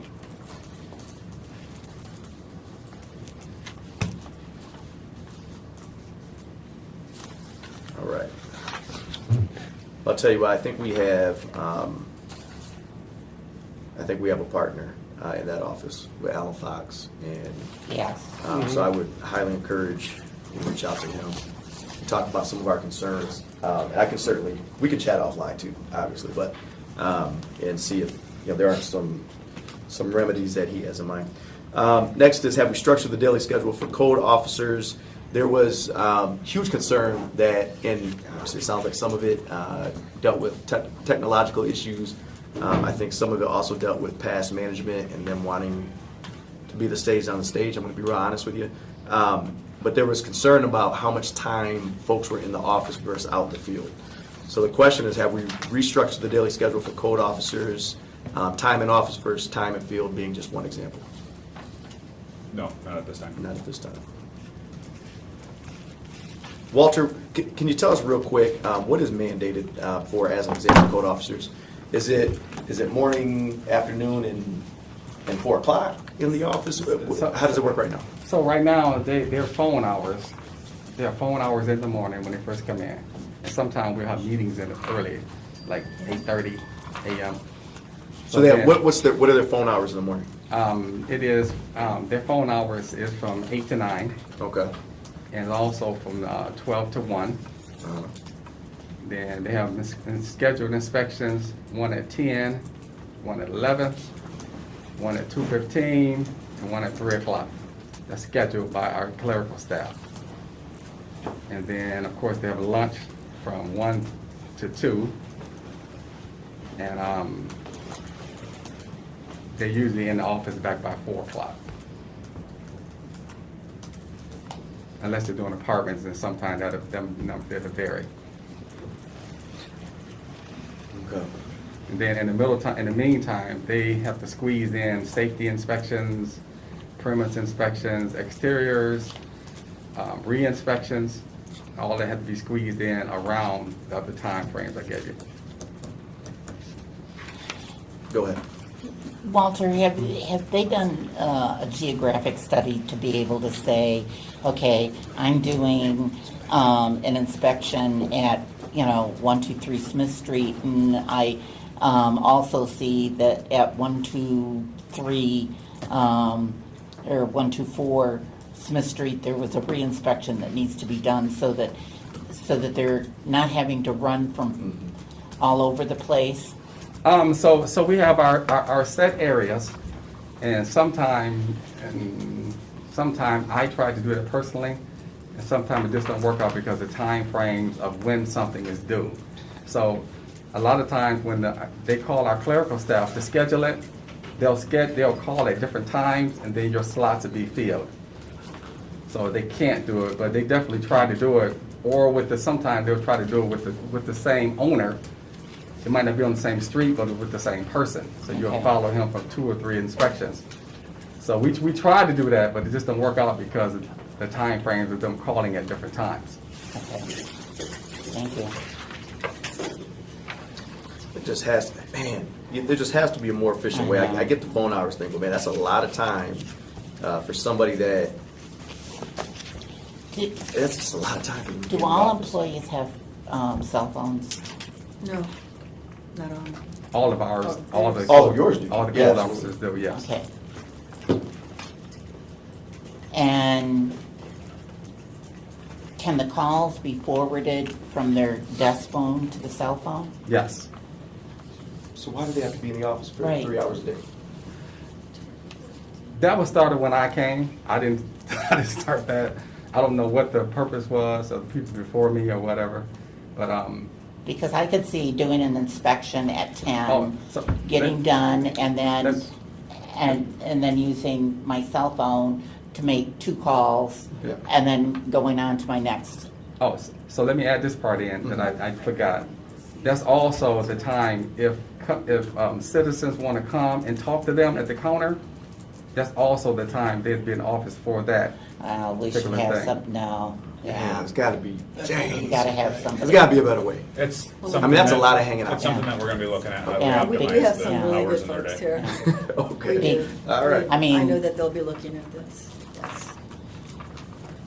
All right, we'll be No- checking noted. up on that. Yes. Yep, please Okay, do. all right, we appreciate you. Next one is, have we done any hiring in code and premise, and have we continued discussions on redistricting based on number of rental units? Jobs are being posted very shortly, and I know that that's not a specific time bound. So outside of manager, what other jobs are being posted? Premise off, go ahead. Oh, you can go ahead. He was going to say the same thing, so. Premise officer, I know for certain at this point. Just one as well premise as the officer, so code we're just one enforcement big- manager. Correct. All right, and then what about the second part of that question? Or do I have, is there some deficiency in my understanding? Are our districts actually broken up right now based on rental, like units, based on doors? Or no? Meaning, does the individual in District 7 have roughly the same amount of rentals as the individual in District 6? So- Yes, Sam Kwan was the one that did it. How long ago? I mean, obviously, that's gonna change all the time, right? You're right. So is there an annual review? How do we do that? I'm not sure, because I wasn't involved when it was done, but I know he did it not too long ago to try to split up the areas again. Okay. Can we find out when he did that, and if there is some policy in place or something that triggers? I mean, I would think we'd want to do that, almost on an annual basis. Yeah, okay. Thank you. Kara, do you have anything on that? Mm-mm. Have we worked to place low jack systems on all code vehicles, and is there active monitoring? Have there been discussions? Yeah, well, Okay. so LoJack is a brand name. What we use is called MyGeotab, same concept. My Geotab? Yep, and we are working currently to outfit all code vehicles with GPS. And that is actively underway. And I've also got authorization on my Geotab to locate or watch vehicles as they travel. And so, yeah, we're all signed up for that and working. And I want to be clear, some of it is, don't get me wrong, time on task. Are you where you're saying you're supposed to be, or where are you at where you're saying you're at? The other piece is, this is huge in terms of safety. I've been out with some of your code folks out in the field. I mean, just the abuse they take is unfathomable. And so, it's not outside of the realm of possibility that all of a sudden somebody's just offline. You know what I mean? I mean, it really worries me. Well, and as it relates to monitoring, we don't have a dispatch center, so we're not gonna have somebody watching all Exactly. of the vehicles Yeah, in we real understand time. that. It's gonna be probably more of an investigatory, figuring yeah. out if the output is Yep, matching yep, what yep. the forms say, but. No, so it's something that you can go back to, Correct. Yep, and we're Okay. hoping to be 100% in effect on all vehicles in the very near future. Okay. Do you have a question, President Wood? Since you have cell phones, is there a way to monitor from the cell phone? I would have to talk to city IT on that, but that's a question that we can definitely ask and see whether or not that's. I know the answer. I mean, so. Sorry, my IT part I again. know. It is something you can do. I know that. To answer, is there a way? I'm certain that there is a way. I need to talk to city IT to determine the policies and procedures on that. Appreciate it. Next one is, what other options to red tagging units are being explored for pink tag properties that aren't necessarily unsafe? How many of the red tag units, not addresses, have been red tagged due to lack of rental certificates? For the first part, I don't have an explicit answer on what the other options are, other than we are exploring other options and talking with Walter and getting the depth of his experience. He's very confident that it will require a code change, and so we're just in the process of reevaluating the processes and procedures as a whole. So let me ask you, Walter, you've been with us a long time. So the last time I can recall us going to like a 4-tag, 5-tag system or whatever it was, it was during an election cycle. Yep. Somebody wanted to tout the fact that they had really reduced the number of red tags. Yep. Was there a change in code at the time? I mean, No. how was that facilitated? It just happened. Yeah, well, So I wasn't here. because they talked to the ED&P director and said, make it happen, make them go away. Okay. All right. I mean, because there is, I'll say this, and this isn't, to be politically popular, but there are concerns. When you look at these red tag units, we are having an issue with, shelter and things of that nature. If we're red tagging properties and displacing people, and there really is no safety concern, I mean, I'm a little worried about that. So there's got to be a better system. I don't know. We're evaluating. I think there's multiple Okay. ends of that spectrum of do you under red tag, do you over red tag, where's that sweet spot? And that's an area that Yeah. we're- And maybe there's got to be like something that's, not a red tag. But I don't want to get into like 7 colors here. No, Tags absolutely and not. fuchsia tags and Yeah, No, absolutely fuchsia not. would be awesome, but I Well, know and obviously I've we Well, seen switched back some to of what we these. were doing wasn't working. They bleach in the sun, so just remember that, so. I don't work for the code department, so I don't have to re-sticker it. But yeah, I think that's appropriate. I've been in some of these red tags, and I think some of them are not. I don't think there's a safety concern. okay. Yes, Walter. So the state of Michigan kind of gives us an umbrella of what unsafe is. So sometimes if you're not an inspector, you might look at something the way that I would look at it. Sure. So, but I was here when we had the multiple tags. It was bells and whistles, right? We had a green tag. We put the green tag. It still said unsafe, but green tag was a lack of utilities. Utilities, yeah. The problem with that system was, no matter what color the tag is, it's still unsafe. So the process was exactly the same, it's just with different colors on doors. But so let me ask you this though: do we have red tag units that are red tag, not because we know beyond any measure of doubt that they are unsafe, but rather they just waited too long, they haven't submitted the appropriate documentation. So there's got to be something there, right? And that's the reason why our new Yeah, director there's and one. deputy director, we discussed earlier that that's something that we need to work on, because we also can't say it's safe. So if we have never went, Absolutely, I get that. So we have never went inside of it. A lot of Yeah. times people don't want us to inspect it because they know it won't pass. So then they'll go that game, and sometimes we'll find out during on call at night, when the police go in, they say, well, they'll call us because it's just that bad. So it is a process that we need to kind of work through with. We also have laws and ordinances we have to follow also. So we got to work through how to make this thing work on the pink tags. Okay. And to answer the second half of that question before we move on, Yep. if you're ready, 37 have gone from pink to red tags.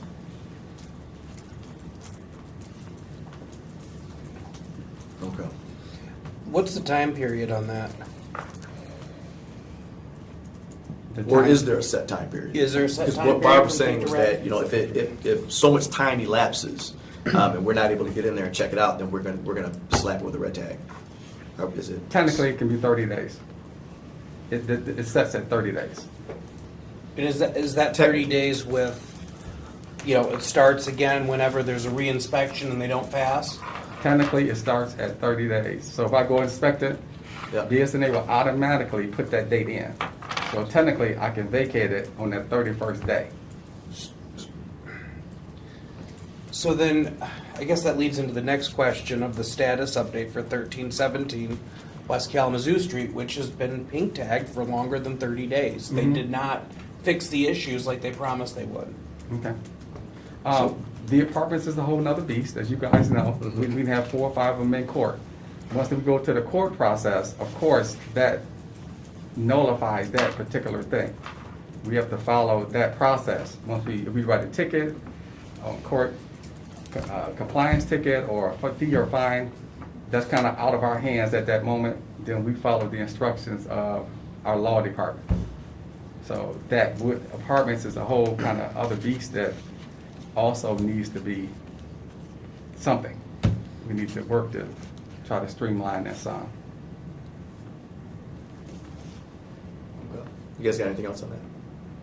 Well, the only thing I would say is, I know at one time, we didn't inspect every unit, and I believe that's a problem.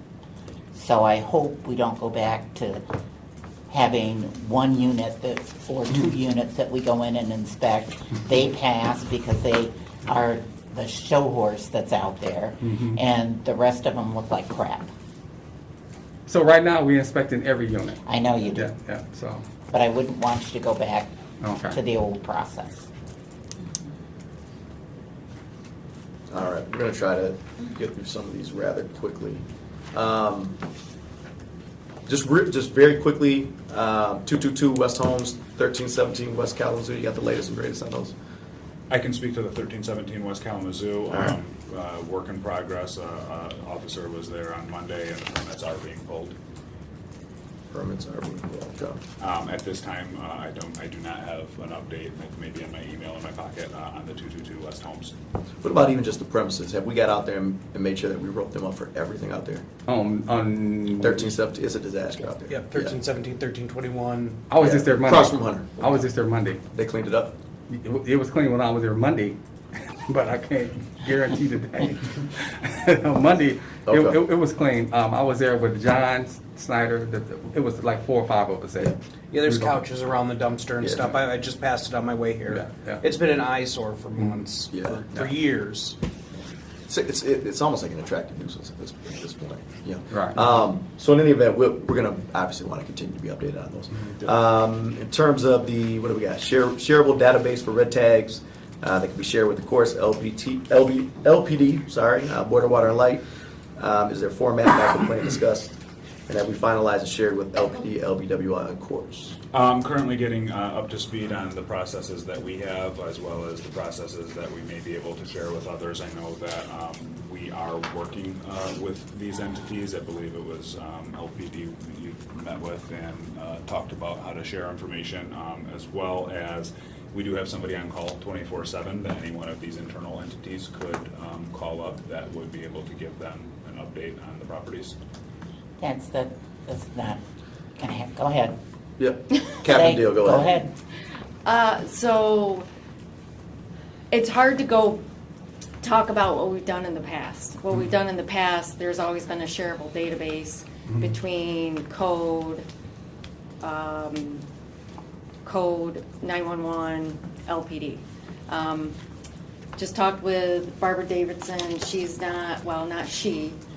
911 Central Dispatch is not willing to even entertain utilizing BSNA. It's too convoluted, it's too hard to decipher, it's not something that they're willing to touch. Now, as far as LPD goes, it's very similar for us to log in and decipher everything, so it's very hard for us to, get in there. And plus, officers are out on the street. They don't, we do have computers in our cars. But you're it's going not- call to yeah. call and you don't have the. So contact. ideally, no, there's nothing right now of a shareable database that we have. We have made suggestions to code about some ideas. In the past, they have not been agreeable to that. Now we're talking about somebody that's not working there any longer. We're not going to name names. But potentially, if there was, an Excel your or wish a list. Go Google ahead. database where that could be updated maybe once, twice daily, where we can't alter it. It's just, something easy for us to. Yeah, and that's look what at. I don't understand. It's not rocket science. So if you got, as an example, something that lives in the cloud, it's on their end, it's read-only, updated once even every couple of days, I mean, would be good, right? Ideally, what I would see as happening is if we could pull an API or something from BSNA so that it's the most accurate data. We don't want to duplicate the effort of inputting the data because then we introduce more human error and more redundancies. And so I am very interested in re-engaging in the conversation. So in a meaningful way. we had approached it where on the front end, it's gonna be a heavy lift. So if we were to take those 693 addresses and we throw it into a Google Drive or an Excel sheet, that's gonna be a heavy lift. It doesn't have to be a ton of information. 1, 2, 3, Isabel, red tag, yes. Pink tag, yes. And then once you guys get your awesome tablets that are easy to use in the field, that you go into the field, you update BSNA, and then if you're changing it from red to pink or pink to red, or it's no longer red tagged, you just go into that shareable database or Google Doc or Excel that you guys only have audit ability to do, then you just change it. And then that will be a constant working document that we would have. So we don't have to call you 7 times between 1 a.m. and 5 a.m. to ask about these multiple addresses that we are going to. We could work better together. Maybe that would take away the uncertainty for us to say, okay, you're living in a red tagged house or you're in a red tagged house. What was it red tagged for? Doesn't matter. It's unsafe. Sorry, you gotta leave because it says here that it was, I mean, we're not looking for all the information that BSNA, holds. We just need to know if it's red tagged or not. Yeah. And that's kind of the rabbit hole that we went down, not we, but that happened with 911 Central Dispatch, is that there was a property Yes. that they thought was red tagged, and we sent the police in and everybody went in, and in reality it wasn't, because, and I don't know all the back history, if it was due to lack of human error or, the information was wrong, I'm not sure. But we just want something really simple that a cop can look at, because we're not mathematicians. We don't, a lot of them, are 1 to 3 year officers that simplicity is their friend. Yep. So, We're committed to continue the conversation. yeah, and Figure out a way. we even suggested, assisting in creating this database and inputting the data. I mean, we'll do some heavy lift on it too. But once we get it created, it would just be on the enforcement team to do that live Yep. update in the field. Yeah, and we'll want to make sure that. I don't know if this is practical, but it's an idea. And see, the other part of it is when the neighbors are calling about a house they know is tagged, and maybe the tag isn't on there anymore because the landlord's taken it off, and the police come and they leave and the people are still there, and then they're yelling at the police officers because they don't understand why they haven't, it's a trespass, why they haven't kicked them out of there. And repeat call, you're adding to it adds to their workload, and it's the frustration for the neighborhood knowing we know what that is. We've been here long enough, we know when the tag went on, we know how long it's been, we know the slum landlord, we know all of those things, but we're not getting any justice out of it. Yeah, and it's definitely a slippery slope, because we're comparing somebody being in a red tag, which is a misdemeanor crime that we can write a ticket for, but not necessarily arrest for, because it's not, a violent offense, and OCA can speak to that a little bit better about arrestable versus citations, and, but there also is compliance to orders and law too. So that, that's the difference between these laws that have changed a bit over the course of the last 2 years. So, and it's certainly, we can do better as well. We can do better explaining things and talking to the neighbors and, yeah. Sure. Yeah, We're gonna make it happen. very excited to work with you Yeah. on that. Excellent. Yeah. And then we already talked about back end for council members. We're gonna go through the When we rest say very back end quickly. for council members, we don't mean necessarily every council member, but at least somebody in council that has that access, or do we want training? No, and we're pay? talking We about want- all 8 Okay. council members. Got it. Yeah. We're all independent. We're all elected. And I'm sorry, when we were talking about it earlier, I thought that it was mentioned that it would be somebody that would represent council to be able to do it, but I got it. Yes, would you mean I'd also like access, so maybe that was the person. Oh, okay. we were talking about too. The As internal auditor. Absolutely. Got it. On behalf of council as well. Thank you. Yeah. Let me see. I don't have an answer on that, but I understand the question. And let me Great. All right. Law, real quickly, have we met with the courts to discuss the process for officially obtaining administrative search warrants that would allow for life and safety issues and tag units to be addressed by the city? Do you know? There has been a process in place for obtaining administrative search warrants to go in and actually do the repairs, would require a court order. It would require a court order. Yeah, but we do have a process in place that we utilize relatively often to get into units in order to do the inspection and identify what those issues are. And that's been in place for some time. President Wood, Councilman Costin. Okay. Have you met with ED&P leadership to inform them of the process for getting information to law for misdemeanor and nuisance enforcement as training been developed for frontline workers? I remember specifically Shelby had said that she would get with the city attorney on this. There's been extensive meetings at this point between EDP, new leadership, as well as the interim leadership, and law and LPD, kind of all getting on the same page as to what the information that OCA needs in order to process. As always, as you know, new people come in or there are new questions, OCA is happy to sit down and continue the discussions to make sure that everybody's on the same page and that the frontline staff is able to be trained in a way that gives us the information that we need to move forward.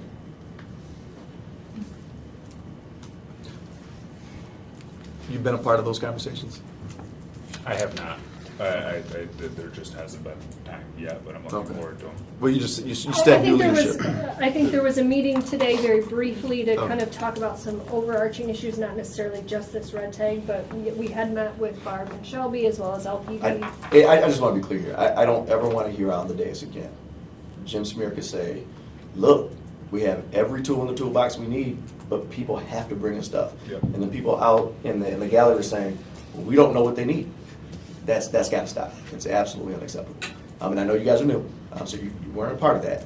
But we hear the trainings happening. We hear, with all due respect, Lisa, we'd be happy to educate and inform. It just needs to happen consistently. And I don't know what that is. I don't know if that's a quarterly interdepartmental training. I don't know what it is. Let's figure it out. It's got to happen. You guys have anything on that? Okay. What is the city's liability if we don't vacate immediately and a life and safety issue occurs? Do we know? It's tough to give you kind of a blanket, black and white answer on these types of things because they are so fact dependent. In general, the city is immune due to governmental liability, but again, very fact specific, and so I hesitate to talk in hypotheticals. Okay. Anything on that, folks? No. Have we, in fact, reported to LPD code, right? Had a report written or search warrant requested, and the report written and conveyed to the city attorney for potential prosecution, or has the process at least been ironed out? So, of course, we're kind of going back a little bit, but is this actively happening now? The process is actively happening. I have seen some police reports come across my desk. We are continuing to refine the process because the first batch of reports that I have received is not sufficient information that we're looking for. So as we continue the conversation with LPD, with code, we're ironing out exactly what we need to be seeing. And I believe that we're making great progress in that. Can you give me regard. just one example of maybe something that would cause a report not to be sufficient? Again, it's very, very fact specific. I think, for example, requesting a charge against the owner of the property, but there's no indication that the owner knew that the person was there. So there's not a distinction between is this person just squatting, or are they renting a house? It was very basic information. I think the goal was to get folks out there, and now as we're identifying the things that we need in the reports, we're figuring out a way to make that all come up in a way that makes sense for both code, for LPD, and OCA. I appreciate that. Council colleagues, you got anything on that? No. I don't believe you. All right, I know. we're going to skip over HRCS. We will get back to them next time. Frankly, I'll probably reach out to Kim prior to. I didn't know what to make of some of the answers. Administration, real quick, and there's only a few here for you. Have you determined after looking at CBAs why employee evaluations have not occurred at least in the past 15 years? Are we taking steps of implementing a system for evaluating employees and establishing professional development opportunities? We do have your answers in written format, but if you just want to speak to us very quickly, that'd be amazing. Yes, we are. Obviously, we are looking at this process. We are planning to implement an annual evaluation process. I'm looking at best practices right now and coming up with a recommendation for the mayor. So the recommendation will come from you to the mayor. Yes. All right. Sorry, go ahead.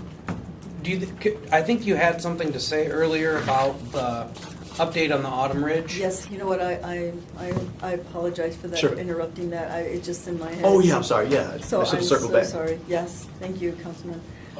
You know, I know how important everybody here is working to make sure that we get this done quickly.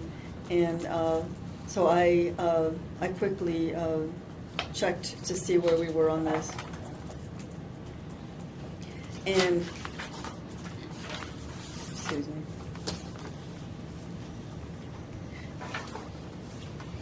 And so, okay, so I did ask the mayor to see if he could give me just a quick insight on that.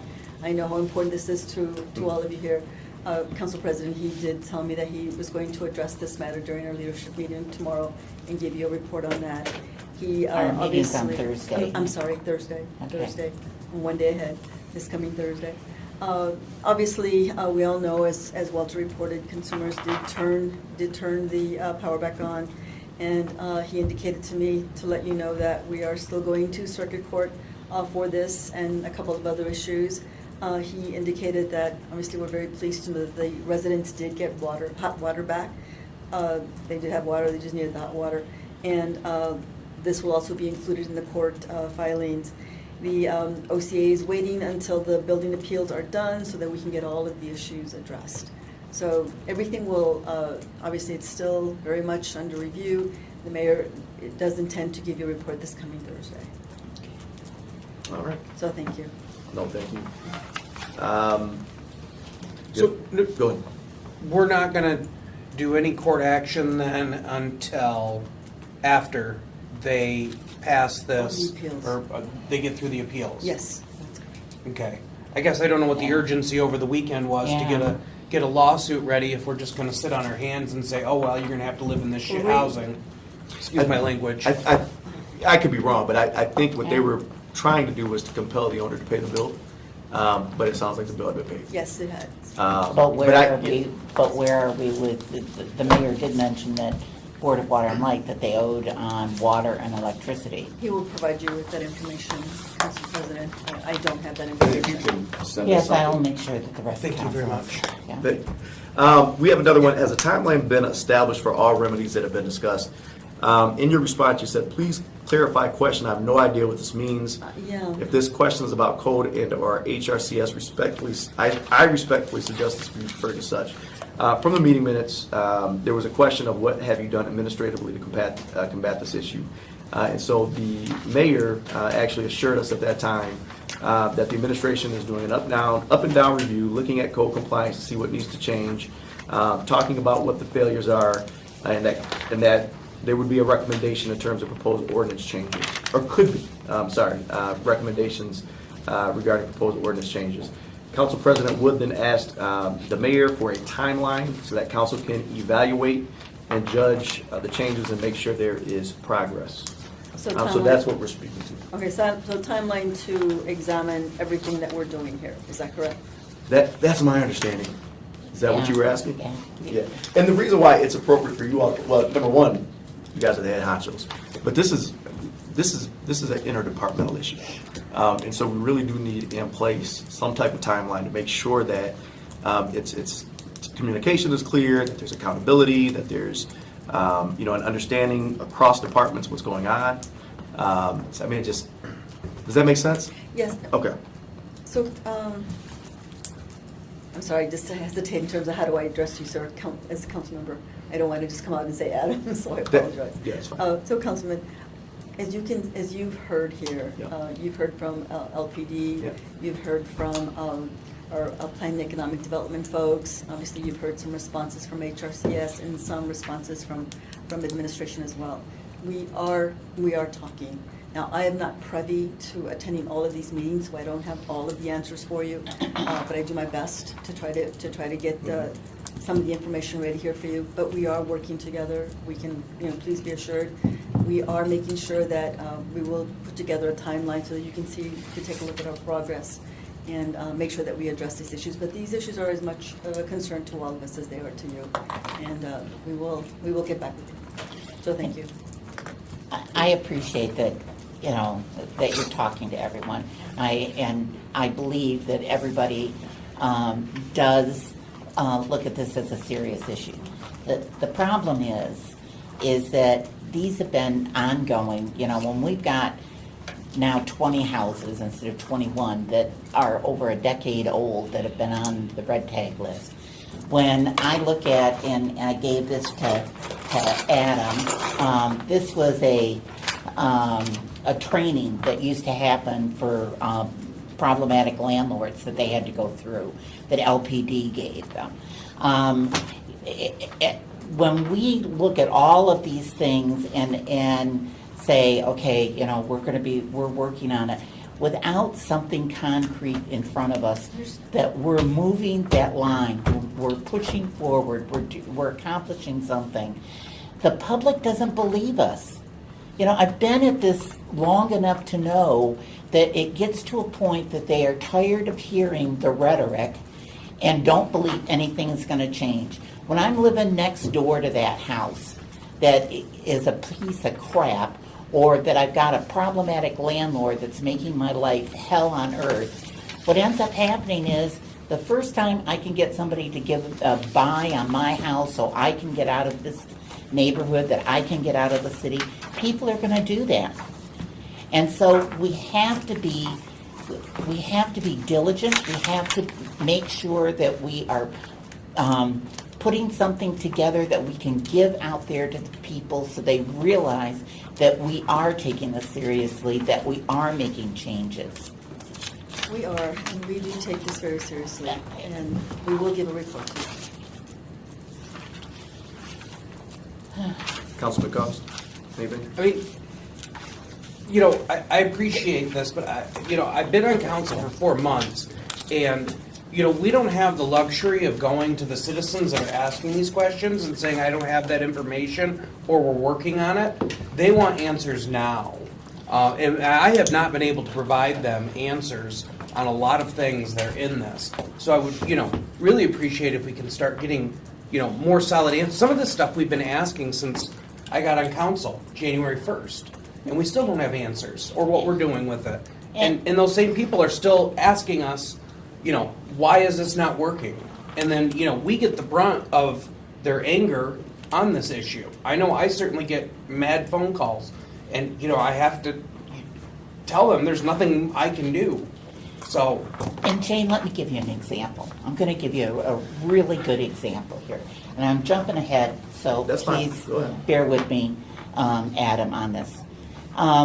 We created, in 2018, we created an ordinance that had to do with the bins being put out at the curbside. Yes.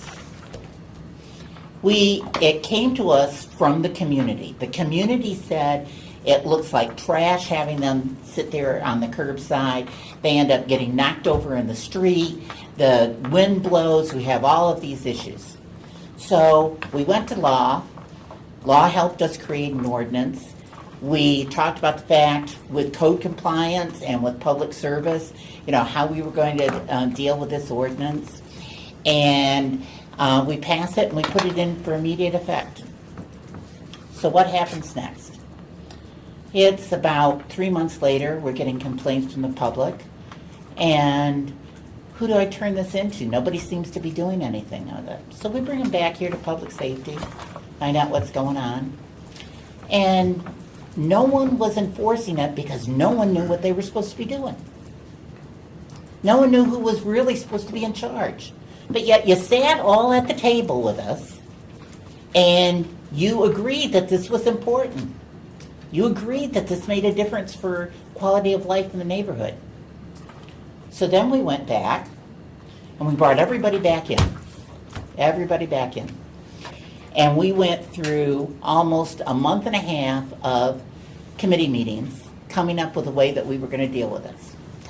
Public Service was going to go out there and they were going to, Code Compliance was going to put a tag on the bins if somebody left them in the street after the 24 hours, which is in the ordinance.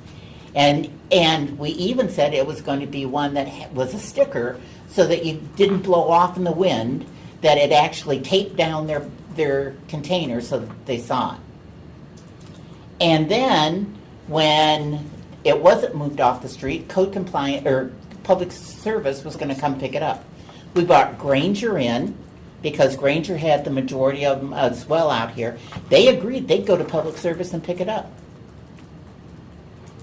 Now ask me, have we enforced and done anything? The answer's no. They haven't done crap. Not one frickin' thing.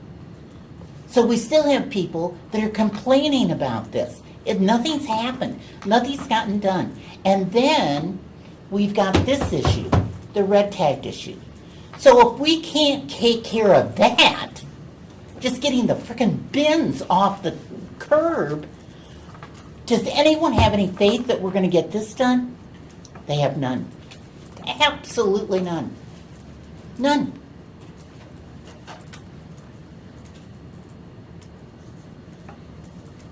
So, to you in EDP, what are you doing about it? Where's the enforcement? You need to be sitting down with Public Service to figure out, we've got the minutes, we can give you the minutes of what everybody agreed that they were going to do, and find out why it's not being done. I realize your hands are full with the red tag, but we passed this with the fact that it was going to make a difference. And it's no different than a problematic landlord. Until people see that something's happening, am I going to bring mine in off the street? If I see my neighbors get hauled away by a Public Service truck and having to pay, and they're talking, it's no different than getting tickets with cars that are parked on the street.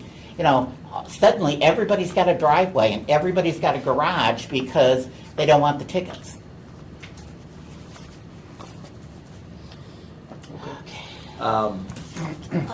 Yeah, and just to go back, the reason why, because we met several times in the lead up to passing that in October of 2018. What we did is we came back in December that year, met again, and then we met again starting in, I believe it was March of the next year. And at every turn, although at the time Scott Sanford was the individual from Code, he wasn't happy necessarily about the enforcement piece. It was very clear that Public Services did away with their right-of-way inspectors. And that really was the only means to get to enforcement. So everybody agreed. We thought it was good. We're out there telling everybody in the neighborhoods that, hey, we got this ordinance. It's being enforced. It just must not have made it to your neck of the woods yet. Go to Lansing Connect. And now Put it go in to Lansing Connect. Yep. Now it's call 311, and it's not being enforced. I have very. You got something? Give it to us. No, What do you I got? just very briefly discussed this matter with our public safety director. And then Walter, I saw your hand too. Go ahead. And we will come back, and I will work with our new director to see what we can do to make that an enforceable ordinance, because his concern was, this is before you said anything. He just felt that it was, the way it was written, currently written, that it could not be enforced. And I'm sorry, who was it? Who said that? When I spoke with our director of public service. He sat here. I know. Jane, he sat right here in your seat and talked to us about it and said that he was willing and able to enforce it. A half dozen I know, times. but I understand, okay, I'm gonna, I don't wanna put words into somebody else's mouth, as they say. Let me work a little further on that. But this is the problem. This is the problem with the administration. We work our asses off to pass an ordinance based on what the community is asking us out there to do. And law tells us it's enforceable. Your people sit there and tell us that they can do it, and then it doesn't get done. No, and as It's a no matter of fact- different, it's no different than adding the certificate part that, guess what, we gotta check taxes. Well, guess what? The other person, Scott Sanford, I don't care about saying his name or not saying his name, sat here, knew the ordinance, we had law that wrote the ordinance that said that it was enforceable, and then made the conscious choice not to enforce it because he didn't want to. And I think just to back it up a little bit, that's what's frustrating is that it's not like we, through that process, flexed our legislative muscle, right? What we did was we said, hey, why don't we all do this together? So we literally sat down with the administration and said, okay, how can we actually get this done? It's one thing legally, right, if it passes legal muster, but what does it actually look like in practice? And so this is what. We don't worked do on it in a together. vacuum. We invite you to the And table. now the We have individual that to helped us sit write down it is and saying it's talk not with us. enforceable. And I will, because I know, obviously, this is an important matter. We will come back. We do have some new leadership, and we will work. Because I got 3 neighborhood meetings this week. I know I'm going to get beat up on I know. over that very issue. Yeah, it's okay. Thank you. All right, thank you. All right. I know, excuse me, I don't know if Walter. Yeah, sorry. I'm sorry, Walter. Go ahead. I Did you have anything on Yeah, that? here, Walter. I just want to say that on code compliance, we are going out to all of the complaints about carts. I will say this, that officer that you mentioned, in the right-of-way officer, that was me before code compliance. So I know how the ordinance is written, and back then, we had the carts removed. So right now, we go out to put stickers on a cart that we can't even enforce, because public service has to do the next portion. And what we were told, as part of the notes, Walter, was that when code compliance stickered it, they were sending the address to a public service. Yep. Then public service was waiting 24 hours, going back out there, and if it was still there, then they were picking it up. Okay. So what happened was we sent like 200 different carts. From what I understand, they went to court on a couple of them, and they threw the other ones out. So we are doing our portion by hanging the tags on them and doing what we're supposed to do when we go up. But we, in code compliance, have no enforcement arm because that particular area is governed by public service. Can we make sure Andrew Kilpatrick's up the next week? That's insane. Well, public service certainly doesn't have a problem getting their bins once someone doesn't pay. They're there to pick those up. I appreciate the extra information. Yeah. I really do. Are you, Go just ahead. real quick, when you put those tags on, are you charging the fine that goes with that? We cannot. So we don't get anything. So for carts. realistically, you should just skip the tag and find other things to do. It seems like a big waste of your time then, right? Well, But there's no back-end enforcement. Yeah. well, we don't have teeth in that particular thing to enforce it, Yeah. but we always go out and put the carts and stuff on the tags. Okay, gotcha. So because we just pass it on basically. That's part of the due process. All right. I think that exhausts our questions. Do you guys have anything else for the administration or Captain Beal, who was here? I'm not gonna hold these poor people any I know, longer. it's getting late, so I'm kind of moving. And I think even when we look at item G, so what, Emily, I really appreciate this. What she did was she actually sorted the spreadsheet based on number of red tags. And so we actually have a number of folks, starting with OPV, which I believe is Autumn's Ridge. We then have the VW 230, which I believe is Capitol Village, if I'm not mistaken. And then we have Monopoly. You have the first and the third that are, there's either already attention being paid by the city attorney's office. There's appeals in. There's court action. So I don't necessarily think we need to take those up. But I think the same thing can be said about Woodside Meadows. What I'd like to do is explore this a little bit and then bring back to committee after I take a look at this, maybe the next 2 to 3 properties that we're going to focus on. I just haven't had the time to look at it because I just got to, so I really appreciate that though. That being said, that takes us to, and then we're going to do the same thing with the ad hoc on housing report. I just got some of the answers with regards to, we actually just got the answers from Jane. We'll take a look at that. We can circle back on the second with regard to that, okay? And then Carol exhausted our other, or at least with regards to the 1237 ordinance. Do we have anything else? I realize it's 5:45, and I apologize. The questions, because you answered a number of them, there should be less and less and less as we move forward. So I don't anticipate that these meetings will take this long every time. Thanks for being here. Thank you for that. Yep, very quickly. Just very quickly, as somebody from the citizenship, I just want to say, first of all, I don't know who in God's name the public service director thinks he is, that he can decide which laws are enforced. The fact that that was even allowed to be said by an employee, I find deplorable. Secondly, as far as these red tags and what everybody's doing and the people are complaining, I'm disgusted that it got to the point that the entire city is up in arms. It isn't a matter of taking care of it now. It should have always been taken care of, and it just goes to show that we have had very sloppy leadership for a number of years now. Thank you. Thank you. Thank you. And with that, we are adjourned.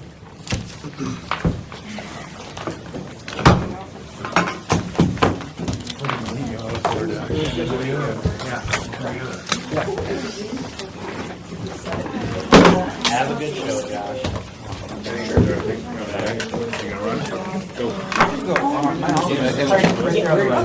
We're done.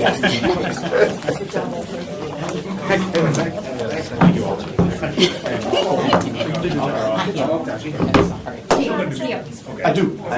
Yes. Captain, I Yes. Hi, how are I you? can go back. I was looking for Yeah, an no, email no. back and forth about some of those ideas about the Google or the Excel. I know it's going to be heavy lift at the beginning, but it could work.